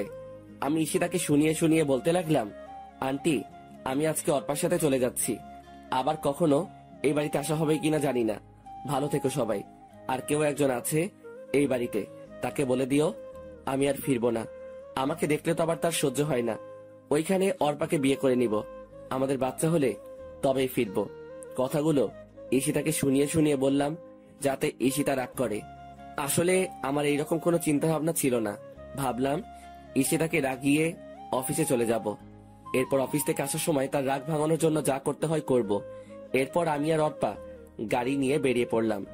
ঈশিতা দরজায় দাঁড়িয়ে আমাদের চলে যাওয়া দেখতে লাগলো আর ফুপিয়ে ফুপিয়ে কান্না করছে। কেউ হয়তো এই কান্না শুনতে পারছে না, কিন্তু আমার কানে ঈশিতার কান্নার আওয়াজ ঠিকই বাজছে। এরপর অর্পাকে নিয়ে বাস স্ট্যান্ডে চলে এলাম। ওর জন্য টিকিট কেটে নিলাম। 10 মিনিট পরে বাস যাত্রা শুরু করবে। মেয়েটা মনে হয় কান্না করছে। ঠিকই ধরেছি, কিন্তু আমাকে বুঝতে দিচ্ছে না। আমি গিয়ে অর্পার পাশে দাঁড়ালাম। অর্পা আমার দিকে তাকিয়ে বলতে লাগলো, জানো জনি, আমি যাকে নিজের চাইতে বেশি ভালোবাসি সেটা হলো তুমি। ভীষণ ভালোবাসি তোমায়। ইংল্যান্ডে প্রথম তোমার সাথে আমার পরিচয় হয় নাই। আমি তোমাকে আগে থেকেই চিনতাম। এখন হয়তো প্রশ্ন রয়ে গেল, আমি তোমাকে কিভাবে চিনি। ফেসবুকে আমার একজন প্রিয় রাইটার ছিল, অনেক ভালোবাসতাম তার গল্পগুলোকে। কিন্তু হঠাৎ ওই আইডি থেকে গল্প আসা বন্ধ হয়ে যায়। আইডিটা কে ও আর খুঁজে পাই নাই। অনেকদিন ফেসবুকে শুধু ওই আইডিটা খুঁজেছি। এভাবে একটা বছর পার হয়ে গেল। এরপর তুমি আমার সাথে ইংল্যান্ডে জব নাও। এরপর আমরা ভালো বন্ধু হয়ে উঠি। তো একদিন তোমার মোবাইলে একটা ফোন এসেছিল। তুমি তখন বসের কেবিনে ছিলে। আমি ফোনটা রিসিভ করার আগেই কেটে যাই। তা আমি তোমার মোবাইলে ফেসবুক দেখতে পেলাম। ভাবলাম তোমার সাথে অ্যাড হয়ে নেই। যখন তোমার মোবাইল থেকে ফেসবুকে ঢুকলাম তখন কিছু সময়ের জন্য নিশ্চুপ হয়ে গেলাম, কারণ এতগুলো দিন ধরে যে আইডিটা খুঁজেছি ওটা তোমার আইডি ছিল। জানো, ভীষণ ভালোবাসতাম তোমায়, কিন্তু তুমি এখন অন্য কারো। সবকিছু তো আর চাইলেই পাওয়া যায় না। আচ্ছা, তোমার কাছে শেষ একটা জিনিস চাইবো, দিবে? কিছুক্ষণ চুপ থেকে বললাম, বলো কি চাই তোমার? আমার সাথে থাকলে অবশ্যই দিব। আমার জন্য না হয় নতুন করে গল্প লেখা শুরু করো। তোমার পাশে থাকতে পারবো না জানি, তবে তোমার গল্পগুলো আমার কাছে স্মৃতি হিসেবে রয়ে যাবে। প্লিজ জনি, আমার শেষ ইচ্ছেটা পূর্ণ করো। আবার লিখবো গল্প, শুধু আমার বন্ধুটার জন্যই নতুন করে সবকিছু শুরু। তোমাকে ভীষণ মিস করবো অর্পা। আর কান্না করছো কেন? আমি তো সবসময় তোমার পাশেই আছি বন্ধু হিসেবে। নিয়তি চাইলে আবার দেখা হবে আমাদের। আর আমার সাথে যোগাযোগ রাখবা কিন্তু। জামাইকে পেয়ে আমাকে আবার ভুলে যেও না। আমার কথাগুলো শুনে আবেগের বশে আমাকে জড়িয়ে ধরলো অর্পা, আর কান্নার গতি আরো বাড়িয়ে দিল। আর আশেপাশের সবাই আমাদেরকে দেখতে লাগলো। এই অর্পা কি করছো? সবাই দেখছে তো, এখন ছাড়ো আমাকে। সবাই কি ভাববে? আমি আর তুমি বিষয়টা স্বাভাবিকভাবে নিলেও অন্যরা কিন্তু স্বাভাবিকভাবে নিবে না। আর তোমার বাস চলে এসেছে। আমাকে ছেড়ে দিয়ে মেয়েটা কান্না করতে করতে বাসে উঠে গেল এবং এমন সময় তার নিয়মে চলতে শুরু করলো। তার সাথে অর্পাও আমার থেকে দূরে সরে যেতে লাগলো। চোখের নিমিষে অনেক দূরে চলে গেল একজন প্রিয় মানুষ। শুধু ভালোবাসার মানুষই প্রিয় না, কিছু কিছু বন্ধু থাকে তার থেকে বেশি প্রিয়। আমি একটা দীর্ঘশ্বাস ফেলে ওইখান থেকে অফিসে চলে আসলাম। অফিসে কিছুতেই মন বসছে না। রাকিবও ছুটিতে আছে। রাকিব থাকলে মজা করা যেত। এইদিকে ঈশিতাকে তো রাগিয়ে চলে এলাম। মেয়েটা এখন কি করছে কে জানে। কোনো মতে দিনটা অফিসে কাটিয়ে দিলাম। সন্ধ্যার সময় বাড়ি ফেরার পথে ঈশিতার জন্য একগুচ্ছ গোলাপ ফুল আর অনেকগুলো ডেইরি মিল্ক নিলাম। গোলাপ আর চকলেট ঈশিতার অনেক প্রিয়, তাই রাগ ভাঙানোর জন্য এইগুলো নিয়ে নিলাম। এরপর আমি বাসায় চলে এলাম, কিন্তু অবাক করার বিষয় পুরো বাড়ি অন্ধকার। তাই আমি ধীরে ধীরে বাড়িতে ঢুকলাম। এরপর ঘরের বাতিগুলো চালু করলাম। কি ব্যাপার, বাড়িতে কাউকে দেখতে পাচ্ছি না, কোথায় গেল সবাই? আন্টি আঙ্কেলের রুমে গিয়ে তারা নেই, তাই আমি ঈশিতার রুমে গেলাম। রুমটা অন্ধকারে ছেয়ে আছে। এই অন্ধকার যেন আমাকে কিছু একটার ইঙ্গিত দিচ্ছে। আমি ঈশিতার রুমের বাতি দিলাম, কিন্তু ঈশিতাকেও দেখতে পাচ্ছি না। আজকে হলোটা কি? সবাই কোথায় গেল? হঠাৎ আমার চোখ গেল ঈশিতার রুমের টেবিলের উপরে রাখা একটা কাগজে। কিছু একটা লেখা আছে মনে হচ্ছে। আমি কাগজটা হাতে নিয়ে পড়া শুরু করলাম। প্রিয় জনি, চিঠিটা যখন পাবে তখন হয়তো আমি চলে যাব অনেক দূরে। এখন আর কেউ তোমার ভালোবাসা পাওয়ার জন্য বসে থাকবে না, কেউ আর তোমাকে ডিস্টার্ব করবে না। একটা কথা কি জানো, কথায় আছে মানুষ দাঁত থাকতে দাঁতের মর্ম বোঝে না। ঠিক তেমনি তুমি থাকতে তোমার ভালোবাসা আমি উপলব্ধি করতে পারি নাই। জানো, যখন তুমি একা বাড়ি ছেড়ে চলে গেছো তখন তেমন কষ্ট পাই নাই। কষ্ট পাইছি যখন তুমি আমাকে শুনিয়ে শুনিয়ে অর্পার সাথে চলে যাওয়ার কথা বলছো। জানো, এই দিনটাই আমার জীবনের সবচেয়ে খারাপ দিন ছিল। তোমাকে অবহেলা করতে গিয়ে কখন যে ভালোবেসে ফেলেছি নিজের অজান্তে, তা ঠিক আমি নিজেই জানি না। এখন তুমি হয়তো ভাববে যে মেয়েটা তোমাকে এত অবহেলা আর অপমান করতো, সে আবার ভালোবাসে কিভাবে। তাহলে শোনো, তুমি যখন বিদেশ যাবে তার একদিন আগে আমি একটা খবর পাই। হয়তো ভাববে কি এমন খবর। আসলে ওই দিন যে আমি পার্টিতে ড্রিঙ্ক করে মাতাল হয়ে যাওয়াতে যে ছেলেটা আমার দুর্বলতার সুযোগ নিতে চেয়েছিল, তার সাথেই আমার পথে দেখা হয়। মনে আছে তোমার? আমি ঠিক ওই 4 বছর আগের কথা বলছি। তখন আমি ছেলেটার থেকে সব সত্যি জানতে পারি, আর আমার জন্যই তুমি আমার ইচ্ছেটা পূরণ করলে। আসলে আমি ঘোরের মধ্যে থাকায় কিছুই বুঝতে পারি নাই। আমি ভাবলাম তুমি আমার সাথে মিথ্যে কথা বলে আমার সবকিছু কেড়ে নিতে চেয়েছো। এরপর যখন তুমি বাড়ি ছেড়ে চলে যাও, ওই দিন তেমন কষ্ট পাই নাই, কারণ তখন তুমি কোনো মেয়ের সাথে চলে যাচ্ছ না। কিন্তু আজকে অনেক কষ্ট পাইছি। আজকে তো অর্পার সাথে চলে যাচ্ছ। এখন হয়তো ভাববে এত কথা বলার মানেটা কি।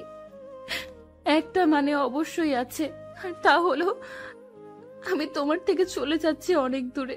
আমি বিষ খেয়েছি। এই দেখো, একদম কান্না করবে না। অর্পা মেয়েটা খুব ভালো, তোমার ভালো খেয়াল রাখতে পারবে। আমাকে যদি ভালোবেসে থাকো তাহলে কখনো নিজেকে কষ্ট দেবে না। সব সময় হাসি খুশি থাকার চেষ্টা করবে। আব্বু আম্মুর খেয়াল রাখবে আর নিজের প্রতি যত্ন নিবে। ইতি, তোমার ঈশিতা। চিঠিটা পড়ার পর যেন একটা ঘোরের মাঝে ছিলাম। সবকিছু যেন মাথার উপর দিয়ে চলে গেল। চোখ থেকে টপ টপ পানি ঝরতে লাগলো। চোখের পানিগুলো চিঠিতে পড়াতে চিঠিটা ভিজে ছিঁড়ে গেল। আমি বসে পড়লাম খাটে। সবকিছু এখনো জল্পনা, সবকিছু এখনো কল্পনা মনে হচ্ছে। মনে হয় আমি স্বপ্ন দেখছি। কেন এমন করলে ঈশিতা? এতগুলো দিন অপেক্ষা করলে আমার জন্য, আর শুধু আজকের দিনটা অপেক্ষা করলে কি হতো? আসলে তুমি আমাকে কখনো ভালোবাসো নাই। যদি ভালোবাসতে তাহলে আমাকে ছেড়ে যেতে না। আসলে কি জানো ঈশিতা, সত্যিকারের ভালোবাসাগুলো খুবই অসহায়। শুরু হয় যদিও সুখের মাঝে, কিন্তু শেষটা হয় দুঃখের। ভালোবাসি তোমায় ঈশিতা, খুব ভালোবাসি। এইভাবে একা